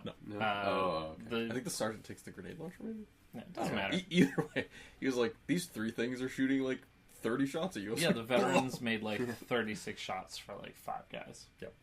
Or like fewer guys, more shots. I was just like, all right. And my Terminators did fine. They did leave like a tiny little like nub of deep strike space for me, so I like dropped it down and just like noped out a Neuro Throat. So that was pretty satisfying. But I knew that I was going to lose that game as soon as I saw as many Gene Stealers that were coming, so I was like... 30 Gene Stealers. Yeah, so I was like, I'm going to pick some stuff that I just want to accomplish in this game. Yep. And yeah. The aggressors in one round of shooting twice, killed 2 units of the Gene Stealers, though. That's so awesome. Nice. Oh, yeah. It was, like, so satisfying to do. Yeah, and then the second game, what happened in the second game? Did you do your first game? How Oh, was you were TOing? TOing. I was TOing. So how did you... Did I enjoy TOing the first round? Yeah. So I got 2 battle reports edited. Actually, that was in the second game. I'll save that for later. No, it was fun. It was fun just walking around, watching everybody kind of get used to how do I work with another person, right, on my team, but then also deal with 2 people on the other side as well. Yeah. Which of course did slow down that first round, but it was neat just like seeing people interact. with people that they've never played with before. Everyone has to get in the headspace of like doing separate things on the other side of the table. Like, oh, I'm shooting at your guys, so you come here with me, and you shoot at his guys, so you guys go over there and do your stuff. Yeah, and like resolving stuff at the same time. Yeah. And especially, see, there's plenty of tournaments out there that are doubles tournaments where you go with somebody. So Yeah, you like, guys bring have a friend. strategy ready, though, right? Yeah, and you know how to play together, and maybe you do a couple practice games. But with this, you're getting paired with a random person, right? That's the idea, is to meet new people. It's Yeah. like a mixer for nerds. Meet new people and kill them. And then get them to help you kill stuff the next game. Yeah. My second game, I got paired up with Shane, which is always a hoot. That guy is so much fun to play with. And I was playing against Jason of Encounter Wargamings and Jesse McGibney. You probably know him from around. You've seen his models. They're beautiful. Oh, I yeah, you can dude. pour this one. All right, sounds good. This one, I was excited about this one. I picked this one up on Valentine's Day when my wife and I went down to St. Lawrence Market, and I saw this one for the first time. It's called Bob Cajun Brewing Company, Starry Night. Nice. Yeah, it's a chocolate stout. I'm good on the chocolate stout. I'm going to skip this round. Whoa. Oh, jeez. So why did we give... All right, Good so call. for those of you in podcast land, Adam just poured a lot of that just right on On the floor. So yeah, I got to play with Shane. That was a ton of fun. He brought his corrupted guard. So Oh, nice. yeah, it was a mean list. Jay was doing his renegades Nice try. as well, and Jesse had like a bunch of dreadnoughts and a demon prince, and it was a ton of fun. Again, Leviathan doing so much work, Nice. but Pretty light, actually. the mission setup was the raising, the search and destroy, search and burn. Which Scorched Earth? Which wasn't Scorched the Earth. best for the deployment map that we chose. It was for us, the deployment map plus the actual terrain made it impossible. Was it the giant snow building? Yeah, because like you couldn't get it done. You're gonna find that just like on fire outside a swordboard. Oh, it was. I was It's really just close to it's- like getting. It's just too big. I was really close to getting like a 1-iron, taking it out in the street, and just like taking the top right off of it. Because every time you peeked out, someone would blow you away. Yeah, so it was. It just made that mission impossible for anyone to do anything. So Leo, if you're watching, this building is your design, Oh yes, so it's it your is. fault. Well, I don't think he put us to scale on his blueprint drawing. It looks awesome. It does look awesome. yeah, so that's why I just want to take the top off of it. Yeah, just shorten it by like 3 inches. Or like if we took the parapet off of it. The L part that sticks out. No, the actual There needs to ledge. be more ways to get on top of it. So it's less of, because especially with 8th edition, where only infantry can move up levels, it's like nothing can go over that. It just need if it had a ramp, that'd be pretty cool actually. Just I don't something. know. Yeah. But yeah, that Well, like we'll build some Shadow War terrain that kind of like makes like a scaffolding around it. yeah, like let's solve a problem rather than complain about it. But yeah, that mission. I just want to be mad. It, I don't want a solution. I just want to be mad. well, this is the wrong place for that. I literally was talking to somebody this week and was like, "Hey, I get this is a problem. Can you offer me a solution along with this side of this problem so that we can fix this and move forward?" And they were like, No. Here's another problem." I was like, "That's not a solution." They were like, Was that me? "No, it wasn't you." No, this is in like real life conversations. Yeah. No, Not I know Warhammer this one. conversations. Let me see the combat one. No, but that's the. Are you guys just gonna do research and talk about it? I just gotta edit all this dumb shit out. No, listen to me. Be nice to the podcast listeners. Uh, So actually, to be fair, did we mention that round 1 was supply drop? Yes. Yeah. Specifically, okay, good. And So this round will- 2 was Scorched Earth. Now I'm angry. yeah, Scorched Earth was a ton of fun. I love that mission. It's just that with the long board edges, because we were doing the what's Hammer? Short board edges, yeah. short board edges with the arrow in the middle, whatever that's called. Oh, It's like the Spearhead Assault. Spearhead assault. It's Yeah, 6 inches up. No, more. 12 inches up, and then ends up being like 20 30 or something. I think 30, 30, yeah. yeah. So it made that really hard to get. But luckily, I was playing with all people that were like super fun, so we had a great time. And Shane and I eventually realized that we were going after the amount of kills, so we had to be like, well, would you like to shoot this unit? And then we started alternating shooting because it was going to be like I killed it or he killed it. Yeah. So it just became this like gentleman's slaughter. For a bonus point. Yeah, for a bonus point because we tied the game. Nice. Because no one can move off of the objectives, no one can get to them, no one can burn any. Yeah. So you're both wasn't there 5 objectives? No, there's 6. 6. Oh, okay, yeah. Yeah, so like every team got their full objectives. 3. Oh, weird. Yeah. So my second game, I just realized that we completely screwed up the final objectives and we actually tied. We didn't lose, but that was my bad. Basically, that came down to Like, just in this moment right now? yeah.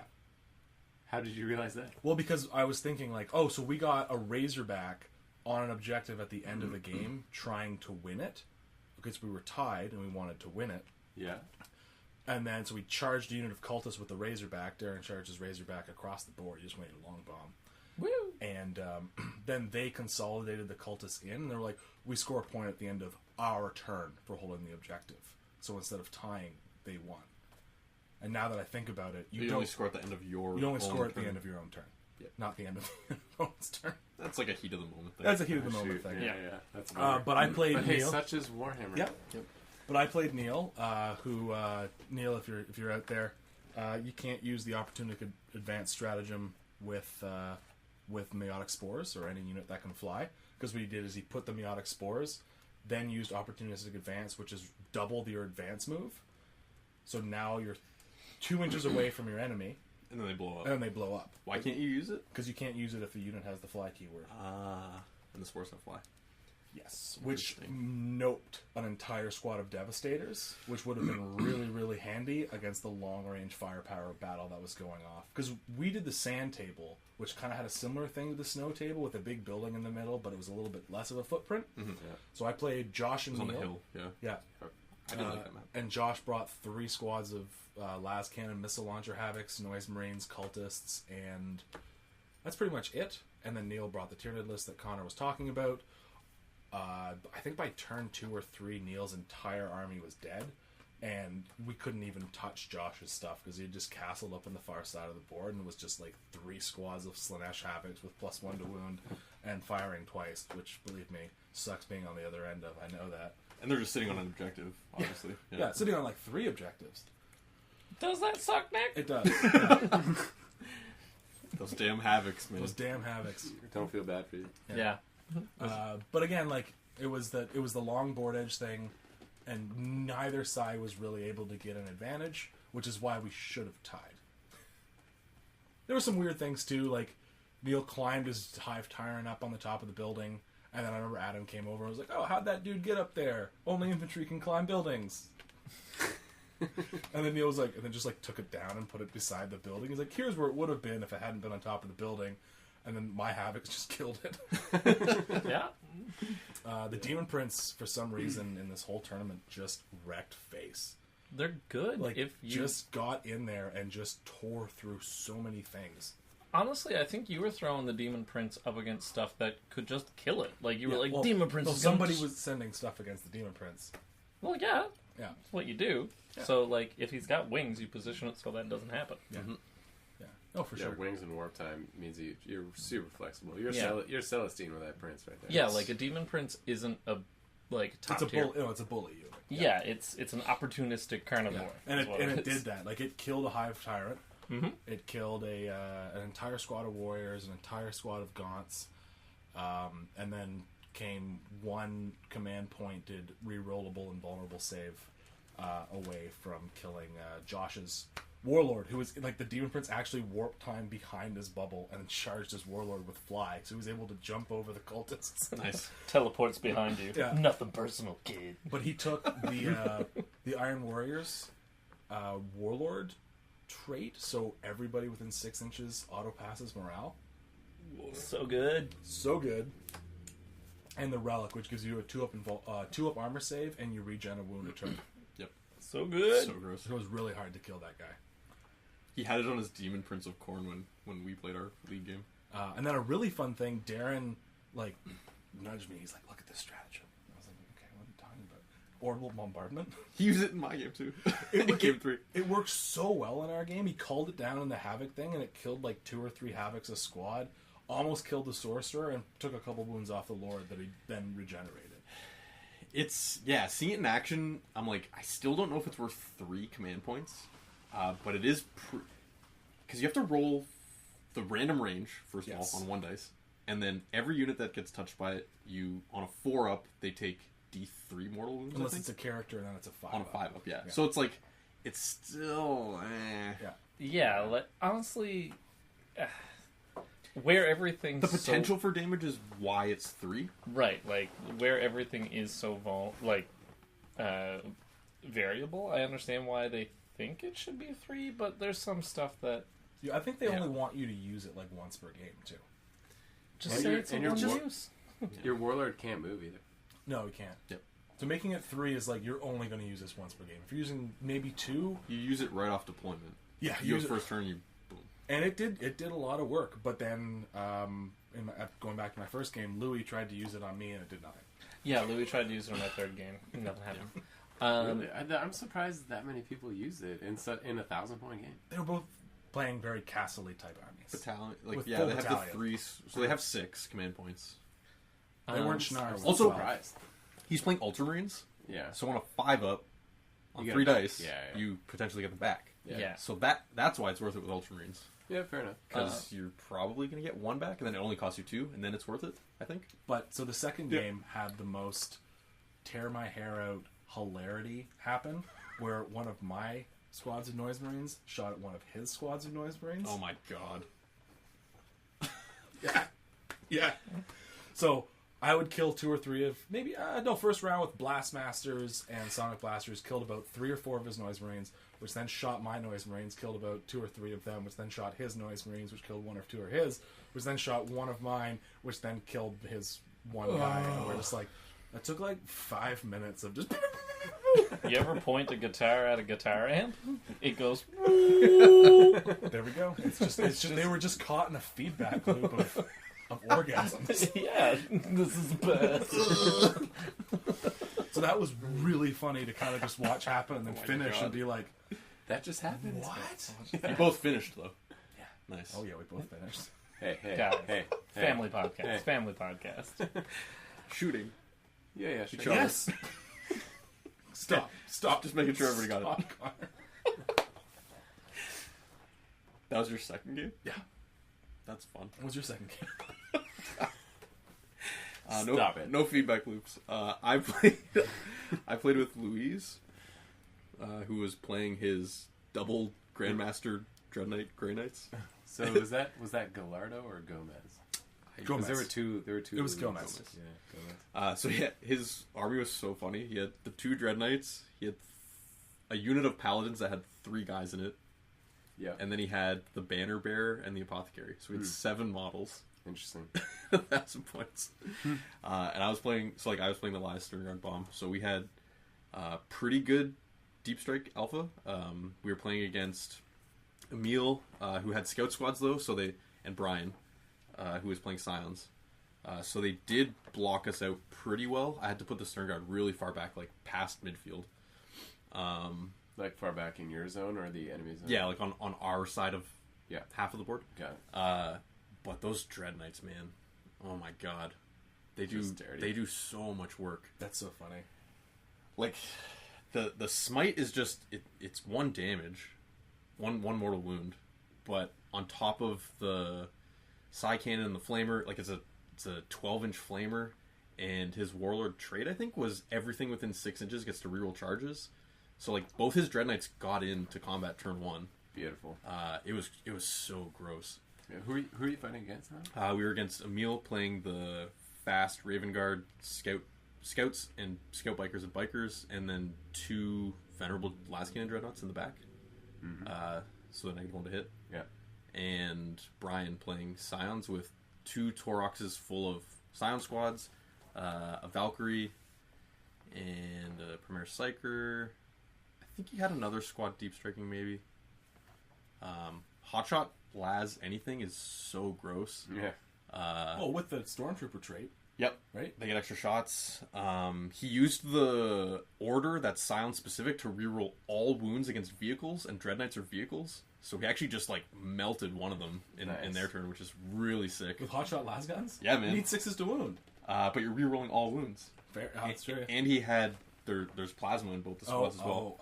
And there's the heavier las one, strength 4.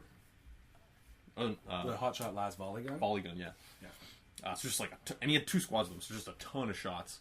It was pretty cool. But they did the same thing as your game, Paul. They left a tiny little space. It was like a little line, and I could put Lias and 10 Stern Guard right in the back. So I degraded a Torox and killed one of Emil's Venerable Dreadnoughts. So just 2 less las cannon shots.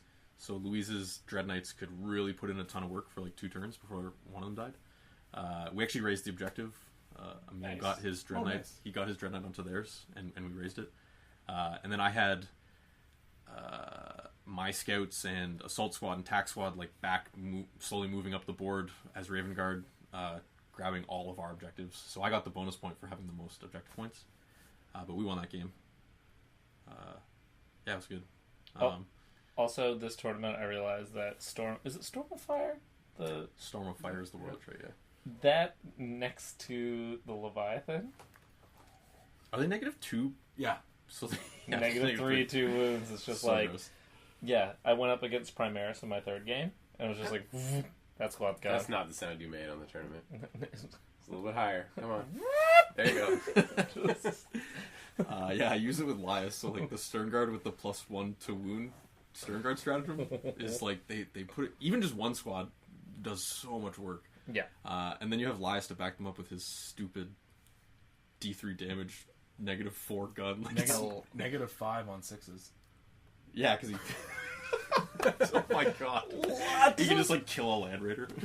It's so funny.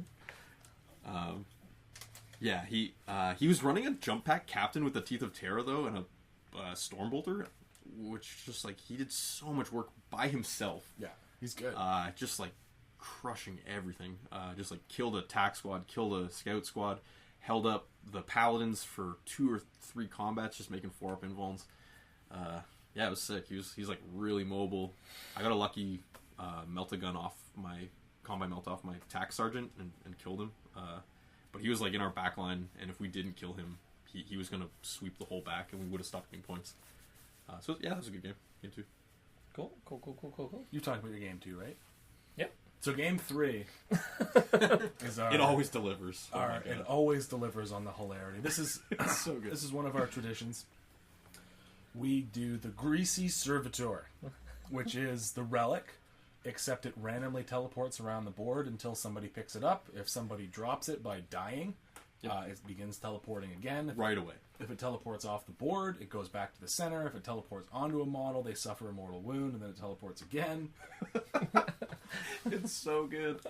It's really funny. So my game 3, the luck couldn't have been worse for our opponent. So we were playing Louis and Emil. So 2 Dreadknights and the list that Connor just described versus me and Josh, who I talked about last game with the 3 squads of Havocs. Oh, you guys doubled up the Noise Marines? We doubled up the Noise Marines and the Havocs and just blew the Grandmasters away because they deep strike down, and we'd just be like, well, here's 1 squad of Havocs with +1 to wound, double firing, and that's dead. And now the other guy's dead. We had a big... Did you guys double up on the shoot twice and +1 to wound strategy? Yes, of course. That's kind of lame because you're on the same team. Yeah, you guys suck. That feels bad. Should we put that stipulation in the next tournament? Yeah. Multiple stratagem. No multiple stratagems if you're the same faction on the same team. Well, I think... then you'd have to just do no duplicate stratagems on the same team, which means only one... No rerolls, no counter... counteroffensives. Faction-specific stratagems? No, now you're just doing this because it was me. Yes. Both those stratagems are so good, though. Anyways, keep going. Yeah, so we were doing that, and then so we both had. He had 30 cultists, I had 10, and immediately the relic teleported right behind us. We had first turn. His Noise Marine squad picked it up and just started running with it. Yep. And then it was just them coming at us trying to get the relic, and it wasn't good. It's pretty much like over at that point, actually. Yeah. It's like you can't bust through the whole army to get the Noise Marines. Well, we also Well, let me tell you about my third game. we also did a really good bubble wrap because we knew the Grand Masters were coming down. So first turn we pushed out the cultist, so we like dropped down the Grand Masters, and then he was really going for the Noise Marine squad, but they just couldn't get in. The Teeth of Terror guy got in, and he did this really weird thing which I couldn't wrap my head around. So he jumped the guy in the middle of like my Havocs, my Noise Marines, Josh's Noise Marines, cultists, my Chaos Lord, just like 8 different units. He measures a 12-inch circle around his jump pack captain. He goes, "I charge everything." And I go, Were you just trolling at that point? Because you're just like, I'm done with this game? well, no, because he's like, "You can't fire Overwatch at me." Oh, because he is Warlord. Because Ravenguard that's his Warlord trait. I'm like, "What are you doing?" He's like, "Well, I've charged everything. You can't fire Overwatch at me. Now I roll the charge distance, and I get to pick and choose what I charge." I mean, it's not horrible. No, but it's just such a... It was the way he did it. It was just like... He wasn't telling us what he was doing. He just like pulls out his tape measure, measures a 12-inch circle, and goes, "I charge everything." That's really funny. It's the funniest gotcha because it doesn't matter. Oh, you're just like, okay. Proceed. Choose wisely. So then he killed Josh's Warlord in Assault. My Chaos Lord ran in and hit him with a Power Maul and killed him. This is the game I cheated in, and it didn't really make a big difference, but I do apologize profusely to Louis. I messed up a stratagem where I let my Demon Prince use the Demon Shell special rule, which he can't use because you have to have a bolt pistol, a combi bolter, a heavy bolter, or a bolt gun to use. And the Demon Prince has a warp bolter. But Which... No, it's clearly written, but like I saw warp bolter and it was like, "You must use a bolt weapon." I'm like, "That's a bolt weapon, right?" But then I was talking about it after the tournament and Jesse was like, no, there's a list of weapons they can do with. Also, there's nothing in it that says Warp bolter? yeah, it shoots warps. No, would have changed the that's- outcome of that's the game, an easy though. mistake. That's That's a an easy mistake. mistake. It didn't change the game because my Demon Prince charged into his Grandmaster and ripped him to shreds in the fight phase anyways. But yeah, no, it was a rough game. Honestly, if the scatter dice had rolled in their direction, it would have been a very different game. Emil had very fast moving bikes, so if he had picked up that relic, he would have just been gone to the other side of the table. they're all -1 to hit. And it would have been really tough to move him. But Yeah, but he can't move further than 9 inches. that's true. It's still fast. So in my game, I was playing with Jesse and still against Jason on the snow table. You played against Jason twice? Yeah, on the same table, back to back. But whatever, that happens when you've got. Damn snow table. And so he was playing with Louise with all the. Whoa! What's that? Connor shot all over me. Hey, I can't bring you guys anywhere. The Easy joke's now. dead. The joke's dead. easy now. What do you got there, Connor? This is Ransack the Universe. Yep, give me a hit of that. You literally, it's like all I see is a picture of jungle and snakes. It's by Collective Arts. Oh, those guys are the So best. all the labels are always different. Different arts. Where's Hamilton? Where's Hamilton? If you ever been to their brewery, they actually have a wall mural of all of their cans Oh, that's made so into sick. like one big thing. So Every awesome. can is awesome. Yeah, I too. know. Mm-hmm. It's really Oh, good. it's so fruity. It's so good. So in my game on that same table, Is this all 3 games on the same table? No. Oh, okay. The first one was on the desert table, the other table that had the giant building right in the middle. So wasn't my favorite setup, but like I said, I just decided I was going to have fun all day. Well, here, have this. Don't worry about it. But yeah, so it was Jason's Renegade Guard and Louise's 3 Hellblasters and the Repulsor and the Captain. It smells like apple juice. And it instantly teleported like right next to their guys Fruity. with the giant building in the middle. So me and Jesse were like, We're gonna go get it. yeah, I was like, so do you want to just go kill everything? And that's what we did. Like, It was just so many shots, just like the cruelest game I've played in a long time. And you took the win on that one? Yeah. Nice. You went and got it. Yeah. I actually remember coming over to your They table. said come and get it, and you went and got it. That's it. I remember coming over to your table after the servitor deep struck beside the big building, Yeah. and he was there for a while with nobody controlling him. Yeah. And I just was like, why is no one going for this thing? And I think Nick just dropped a bottle cap. We didn't drink the beer that fast. No. And it, Good. yeah, and I think it was like, if anybody touches him, it will scatter again. And it was like, let's wait for the right moment almost. Well, no, they got it first turn. Oh, did they? Yeah. Oh, right, the Ogrins? Yeah, Ogren's got it. And then we just, like, peeled through his entire army the long way. Like... Yeah. Yeah, because even all your huge dread... Funny way to say it. the long way. Yeah. All your dreadnoughts went around the opposite side of where the Great servitor picture, by scattered the to. Yeah. Yeah, just so many dreadnoughts, just like... So, like, as soon as we rounded that corner, it was just, like, this Mowing grass. yeah, like, chaff Yeah. before Sick. sight. His decimators are really good, eh? Yeah. They put out a lot of shots. Yeah. Mhm. The soul something cannons? No, I think he was just running storm lasers. Butcher cannons. On the Contemptor. On the Contemptor. All three of those sound awesome. Butcher cannon. Storm laser. Soul burner. Yeah, just Soul burner. just dope shit. Killing so much. And Louise, like, got a really good line on his stratagem, the orbital bombardment, and hit nothing. Yeah. Like, it was like, 3 up, or 4 up, 4 up, 4 up. And it was just like, nope, character, no.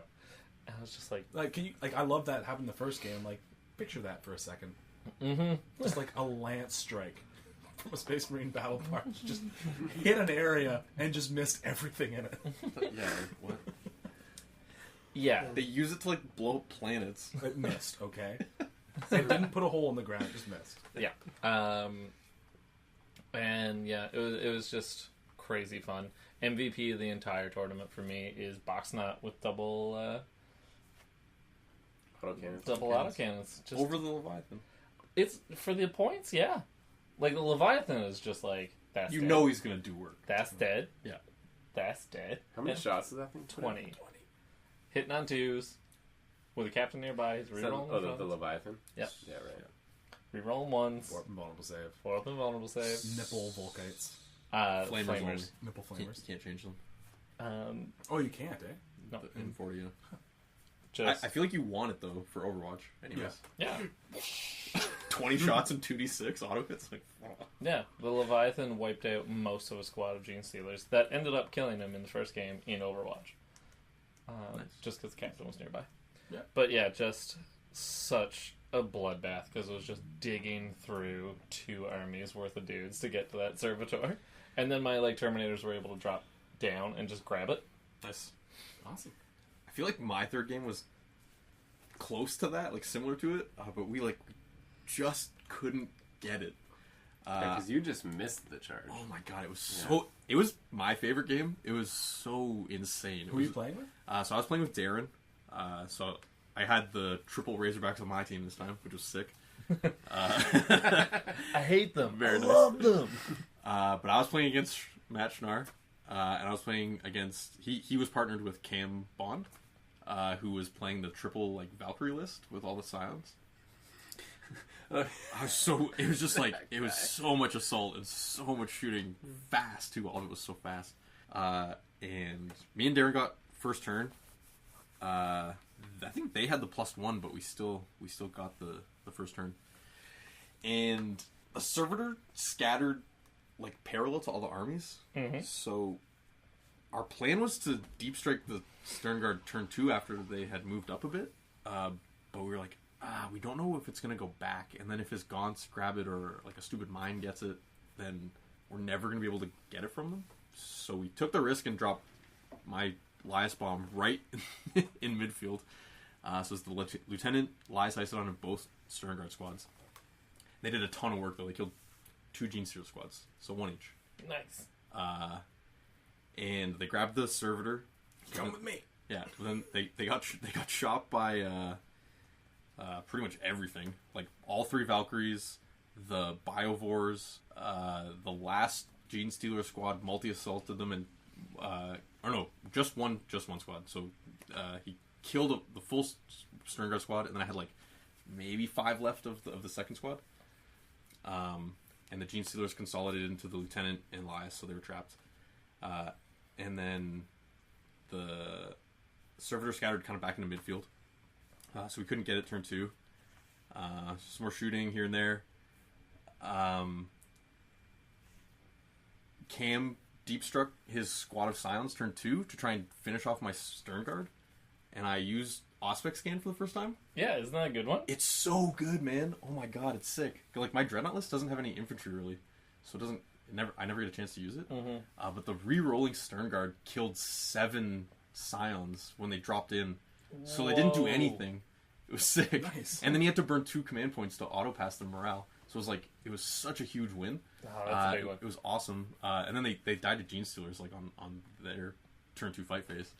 And then turn 3, the Greasy Servitor scattered 18 inches all the way to the other side of the board. 666s? Yeah, I and was gonna say, like, wasn't he on the way on the yeah, other he side of scattered the board from your across bomb? the whole side of the board. It was insane. Because nobody picked it up turn 2, so started turn 3, he just scatters again. So yeah, we're like, everybody's just we kind of like, it was like a mad dash. Like I had both my scout squads and my tac squad like kind of advancing and trying to grab it. We couldn't get close enough, but we were like trying to get into position. And Darren's army was super gunline. He was the Laskin tac squads and the Razorbacks. So Cam bombed up one of his Valkyries, dropped out the squads of vets, and then had his Scion commander guy pick up the Servitor. So because it's a character, couldn't shoot at it. It's the perfect scenario for him. So we had to kill 3 Valkyries, like the rest of the Gene Stealers, all the Scions, before we could even get to him. And so like the next 2 turns, we played all the way to turn 5, which was awesome. It was such a good game. We were so close. It came down to he had all the Neurothorps too, which were characters. So he had them Behind. I guess they can't. I guess characters can't block for characters. They can't. But he had them behind like the Scions and the Valkyrie, and so like just so much hull points and wounds to get through. Just what's a hull point? Wound, whatever. I'm never not going to call them hull points. Just like there is HP? Hit points? HP, yeah, it's the same thing. There is something fun about Life just points. like digging through. Yeah, so we were like, many dudes. We knew what we had to do too, so we were like, all right, like we have to do it. Darren also used the orbital bombardment that game and like did a ton of work. Killed Gene Stealers, killed Gaunts. It did wounds to a Biovore, wounds to the Neurothropes, wounds to 2 Valkyries. It's like, I don't know. If it goes off, it's like so hit or miss. It's like 8 smites. Yeah. If you go off on a gun line, it can really ruin somebody's day. Yeah, they were clumped up. So Or that's it pretty can cool. not hit anything. Yeah, Yeah. for sure. But that's what I mean. So he was Ultramarine, so his Warlord trait, I guess, is Yeah. he's regenning them on a 5. So yeah, so the game came down to this character holding it because I had charged it with a tac squad previously, and got his commander down to 2 wounds. Oh no, Bolter Scouts. Got him down to 2 wounds, and then they died to whatever it was, falling back in silent shots. And so I had my assault squad. It was just 1 assault marine. They didn't have jump packs. 1 assault marine with chainsword and bull pistol, and my sergeant with a chain fist who had killed 2 lictors and like 5 Gene Stealers that game in combat. They're kicking ass. And I needed to make an 8-inch charge to charge the Scion commander, and they would have killed him in combat for sure. Yeah, Like, he had because 2 he's wounds a left. Scion commander. Yeah, like he's nothing. Good. Yeah. And I rolled Plus 7. you have more models to control. 7. Yeah. Well, it would have scattered, and we would have tied. Oh yeah. So it would have been such a good. It was still a great game. But yeah, I needed an 8 to charge, and I rolled a 7. Just like And no command points. no left? command points left. It was turn 5. We That's had the nothing. worst. I have no command points Yeah. left. And Darren had already given me one for something like a save on Elias or something like that. So yeah, it was a super tight game, and we were fighting an uphill battle as soon as my Stern Guard lost it. The character grabbing was really hard to deal with. Yeah, so that was my favorite game. It was insane. It was so good. Adam, any thoughts on the whole tournament from a bird's eye TO view? Just that it's good for new people to meet each other and see different play styles. For the combination of experienced players who generally are the winners of those first rounds, playing with inexperienced players to kind of pick up tournament tips, how to play fast, how just what it looks like to know your army is a good thing.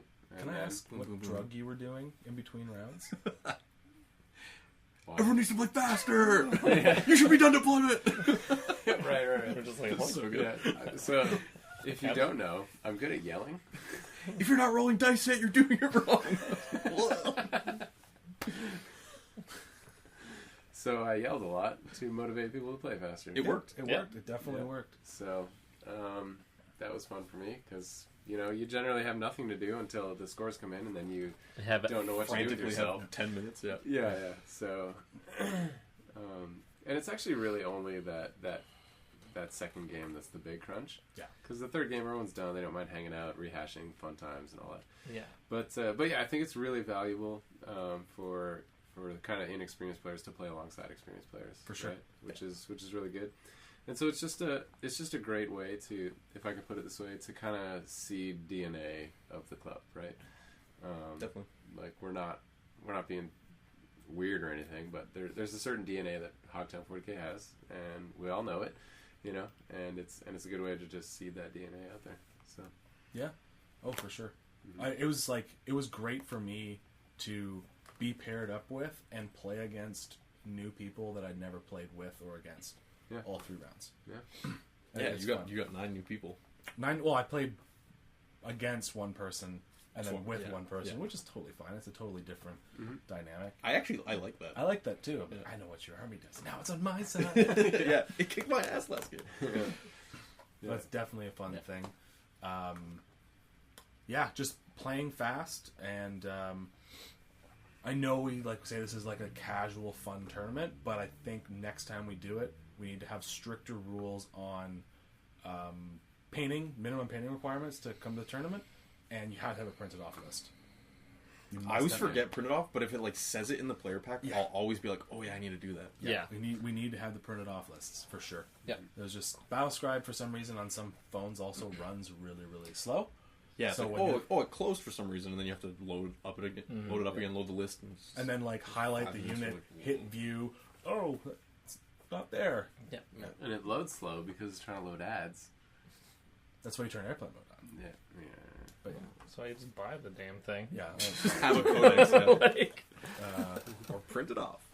But yeah, looking from just a meta organizer point of view, I was looking at the results of the tournament on the spreadsheet, and I don't know why we thought this was a good idea, but rubrics and community paint score and sportsmanship score, we just got to stop doing that. It just doesn't work. Guilty of not reading the painting rubric. Yeah, the you painting can't put a 0 on any rubric. No gives one will a give a 0. 0. I know.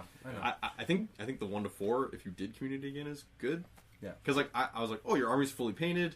It looks decent. I'm going to give you a 2. And then you read the rubric, and 2 is your army looks great. Yeah, because 2 isn't very high. Yeah. And And a 1 is oh, well, you're fully painted in base, so I'll give you. But the point, but the reason why you do that is to make it easier on the TOs to calculate the final score.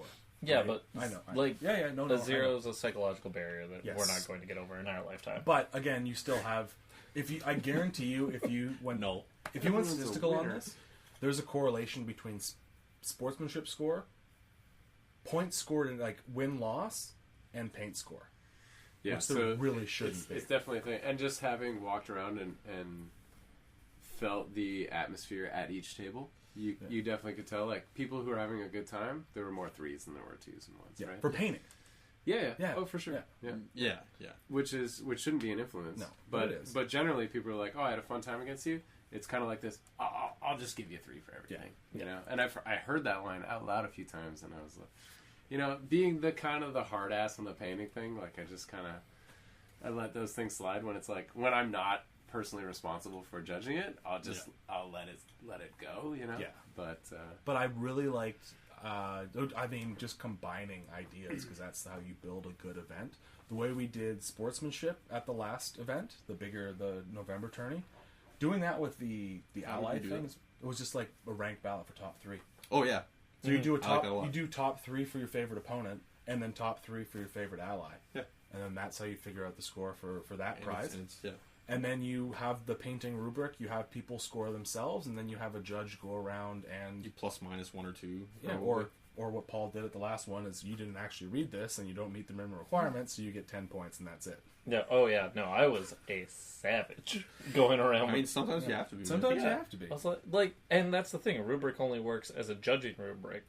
Yeah. Like if it has an adjudicator. Yes. And if people actually read it. Yeah.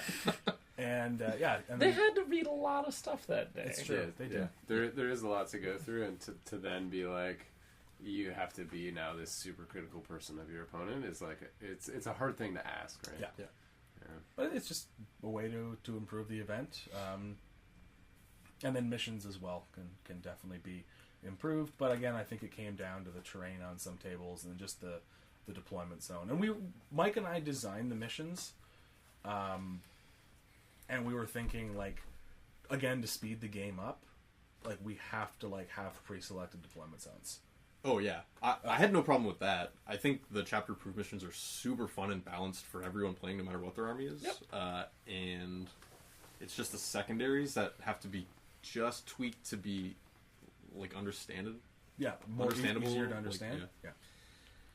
Yeah. No, we need more input on So event if it was- design because it was just me and Mike. Yeah, yeah. Right, and it was it's like, al- I'm organizing the Heresy tournament. I've got a life. Mike's got a life, and we're just scrambling to get the tournament ready. So it was just like, it's the second one we've run in 8th. Yeah. So it's like you're still Yeah, we're still hammering figuring out out. kinks. So yeah. But no, next one will be a lot better. We're learning and we're getting better. And that being said, it was not even bad. No, not at all. Yeah. No, I just want everyone to have the best experience possible. For And sure. we can always Yeah, improve for sure. on that. Because I had so much fun in Yeah. every single game. And Yeah. it's just that weird dynamic. And going in with that mindset that we were talking about earlier, it's like, doesn't matter what list you bring unless you match Schnar. Doesn't matter how good of a player you are unless you match Schnar. how do you fit a brigade in 1,000 points? Yeah. Like And it's still good. Yeah. how, You're not going to win. how do you do it in good conscience? Yeah. What did he win? The butcher, wasn't it? Yeah. No, Mike won the Butcher. Oh, Mike, yeah. Mike always wins the butcher. Yeah. Dude, I swear that guy has won like 3/4 of the butcher prizes of every That's true. tournament. Did he get overall? Did match Schnar get over? Yeah, he did. I think he did, yeah. Congratulations, Matt. Yeah. Yeah. Congratulations. He's a good humor. So, No, he's not. I played against him. That Best painted and, voters' choice was Jesse. Fantastic army. Love his army. I voted for him. I think we're going to have to This institute a army's new awesome. rule. You can't win best painted 2 tournaments, 3 tournaments in a row unless it's a brand new army. we've done that. I know, but we have to make it clear. Oh, okay. Yeah, like we decided amongst the three of us. Yeah. We're on the executive. Did John win the past 2 times in a row? No, he didn't. Okay. He didn't. What did John And Tung to be win? clear, He won best painted. I've never won it, so just so everyone knows. What did Jesse win? I think there's like this weird like What did Jesse undercurrent. win? It's like, Jesse Adam won? always wins best painted. Yeah, Like, I I've think- never I won think it. John No, he won. doesn't. Okay, so John did win best painted at this event. Yes. Because you were like, That's John what- can't win again. Right, John. Yeah, that's literally what Adam said Yeah, when sorry. you asked him. What did Jesse win? An hour ago. Did he win anything?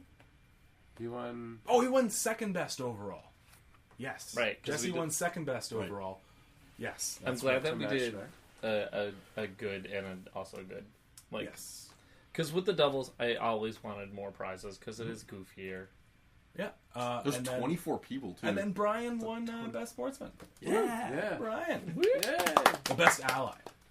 best ally. Well, yeah. something. Yeah. Yeah, because we didn't actually have best sportsman because we forgot about it. No, it's both. Best ally is your sportsmanship score combined with your ally score. Sure, I don't know how. It's So why have both? Why have both? There wasn't both. There was both. There was both. What? Yeah. Who was best sportsman? No, why have We forgot both? about it. Yeah. Anyways, doesn't matter. No, because you want to be rating your ally. You want like person who's playing with the person to rate them as well as the people across the table. So you have to be not just nice to the person you're playing with, but the person you. Now he can buy dice that aren't Chessex dice. Oh yeah, he was really into that conversation. Eh? Brian? Yeah. Yeah. I was like, dude, go buy Vegas dice. Do we have any other prizes? So my random $10 gift card, Yeah. I decided to give to, I think it was Adam Walker, not only because he shares the same name as me, but Biased. because he also shot up and an Ogryn character who was charging in against one of his Dread Knights, who had a 2-up invulnerable save because of whatever relics he could take, and he killed it in Overwatch. And I was like, this is amazing. That's totally worthy. So, and then what was my co-TO's prize? I forget. I don't remember either. That's good. I'm always so checked out at that point. Yeah, It's like 9 hours of being in a basement rolling dice. Yeah. Done. Yeah. Yeah. By the end of it, I'm like, well, Can't wait to go drink beer. yeah, I need to go drink a beer and eat a crazily overcooked burger. Always. Why do we go there? It's close. We're not going to Duffy's anymore. Man, those chicken tenders. Yeah. Yeah. Always get the tendies. Yep. Like, Poutine or tendies. mm-hmm. Or both. Then they tried to Changes everything. tried to charge us for an extra Caesar. You guys had 4 Caesars. I'm like, I didn't have a Caesar. He had one. He had one. He had one. Who drinks? me. I do I love sometimes. Caesars. I had one. Yeah, you had a Caesar. I was going to say whiskey Caesars. Shame. Whoa, I don't know, man. whoa. It's questionable at best. Yeah. Well, I've learned that I can't just freak out and go try people's drinks. That's it for this day of Lethal Lottery Doubles event. Yeah, let's go hang out with the Twitch for a bit, and we'll do some Fun time. What is it? There's 8 people on Twitch. We can just do our fun time right now. What's the fun time? It was super good this We week, have, you we said. have an announcement to make. Oh, yeah. Yeah. I almost spoiled it. No. Nick, do you want to announce it? Sure. Because this event was so popular last year, which is absolutely awesome, and we're going to do it again, we have Kill Team rules. Okay. Sorry. He has no idea how to build tension. No, I'm no. also tired. He's like talking like William Shatner, and then it's just like, we have... Like, come Kill on, Team man. rules, which means we are running an 8th edition Kill Team event. Put some A-Team music in here when the podcast rolls. We don't have that kind of money, dude. Boop, boop, boop, boop, boop, boop, boop, Wait, what do you think the boop, A-Team boop. is? That will suffice. Yeah. That's the Bum, A-Team. bum, bum, bum, bum, bum, That's bum. exactly what I was just saying. Not even it. close. I'm not good at music. So, on April 28th, 2018, we're going to be doing a build and paint night for your brand new Kill Team. Hopefully everyone will start a new faction. I used this last year to start the Death Watch and finish the Death Watch, so I'm going to use it to get my orcs up to speed. I did orcs last year. They're fast. They're fun. Yeah, and May 12th, we're going to be running an awesome Kill Team campaign tournament. 250 points. 250 points. Models take up Yeah, you 4 buy- orc slots. You buy single models. It works seems so really well. cool. Like, I'm excited. The campaign booklet, Paul posted it a few days in the Hogtown group as a teaser. We will post it again.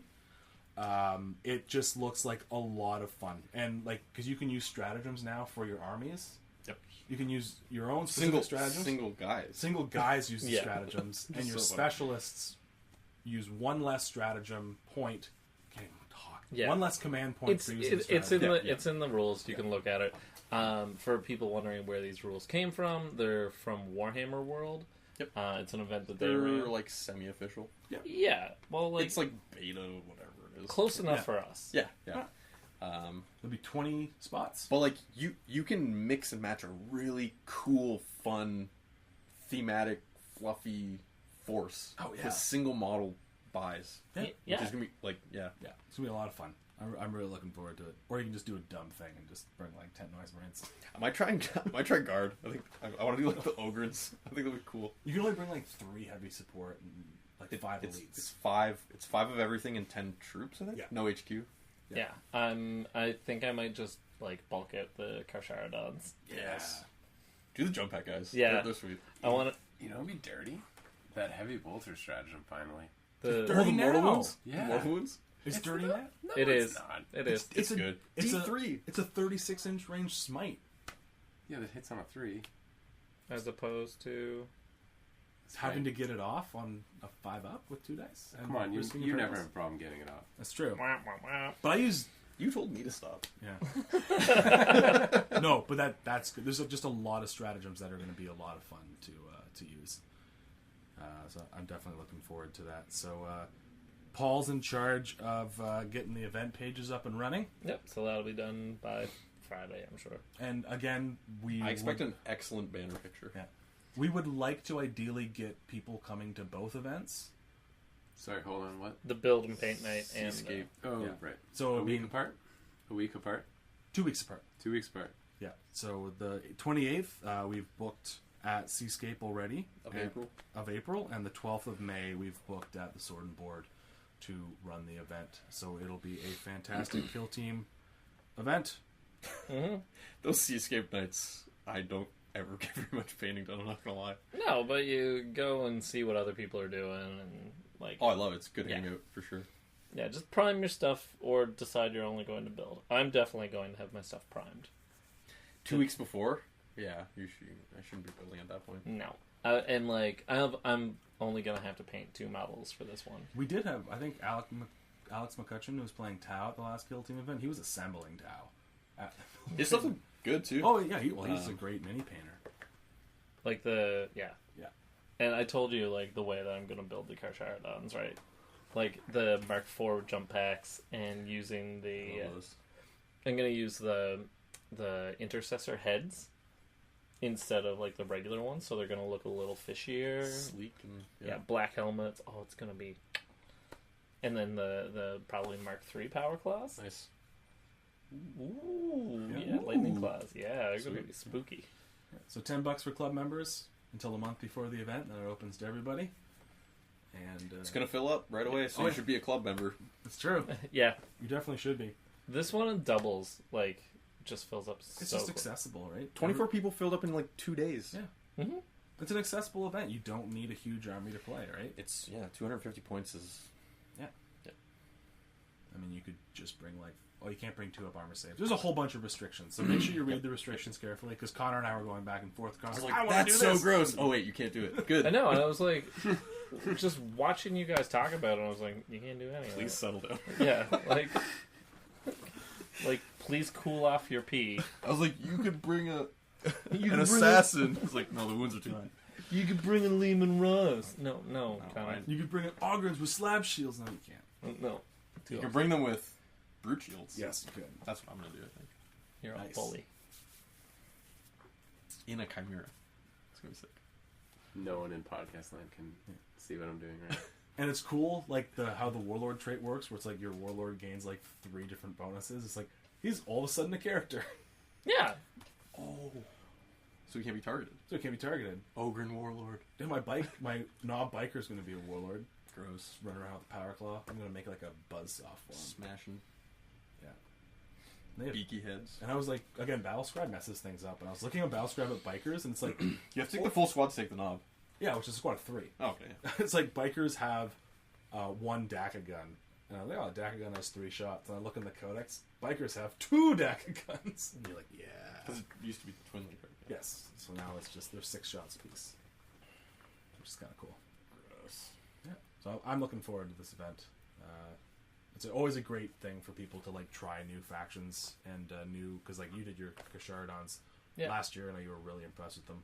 Well, yeah, like their stratagem back then, or their chapter tactics was, I think, +1 strength when they charged. Like they were just mean dudes. Now they don't have any rules; they only have a character. You could play them as anything, man. Yeah, I like might- you could play them as Blood Angels if you wanted to keep that +1 strength on the charge thing. I might, That would work actually. I might play them +1 as, either Blood Angels or Raven. 36 charge for the jump pack stratagem. Yeah, I know. One guy just hold my beer. Yeah. And they don't make any noise. Like, that's the weird thing. In the Badab books, it's like, yeah, they don't really have a battle cry. It's Could just- you run them as Chaos and run them as Night Lords? Because everybody's their own unit and you just leadership debuff people? No. That'd be so There's cool. no dude. leadership debuff. Why? Because Because it's It's like the bottling checks, right? Oh, yeah, okay. when are you going to take a leadership test? When if you your warlords die? allow you auto pass them? I think Yeah. that's what it said. Yeah, so I think, maybe Blood Angels is the way to go. Yeah. So tons of fun stuff. Adam, what are you thinking of you're gonna build? Run them as Yeah, maybe I'll paint those orcs that I painted in 12 hours last time. before the last No, one. no, you gotta start a new kill team. A totally new one? Oh, jeez. there you go. You could get the Coptas done. I mean, I could get them all done. You played Have you- orcs in the last kill team event. Yeah. Do a new faction. You got it. Do Dark Eldar. Use a Venom. Yeah, Kick ass. Go away. You can't use a Venom. You need 10 models. Let me spend your money. So you take 10 warriors. Give me your and Venom wallet. Yeah. with the blasters. Yeah. It would be super good. I actually have some Tau stuff sitting back there. So if Oh. it has to be a new one. Doesn't have Doesn't to be a new have one. to No, be a it new doesn't one. have to be. Everyone's like, oh, Tau? No, don't do that. I Do think Tower Tower are the good. worst right now, to be honest. Yeah, well, there you go. Make some suits. Cool. So that's our fun time. Talking about the armies we're going to run at the Kill Team event. Woo! Woo! So you can all counter us now. Like last year, do you guys have fun at that event? I had a great time. Good time. I played Orc Commando Swamp. It was sick. That's my plan. Well, I'm only going to bring 5 commandos. That's all you can bring in this format. They were just But, fun to paint.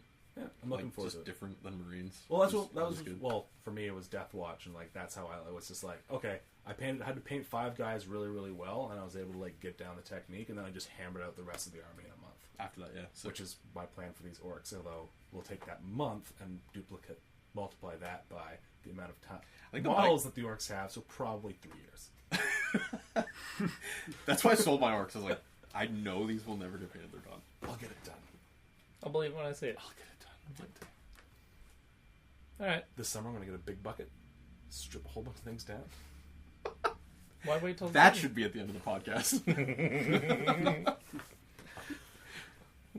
I'll just save that for the end of the next one. Yeah. Say good night, Connor. Good night, Connor.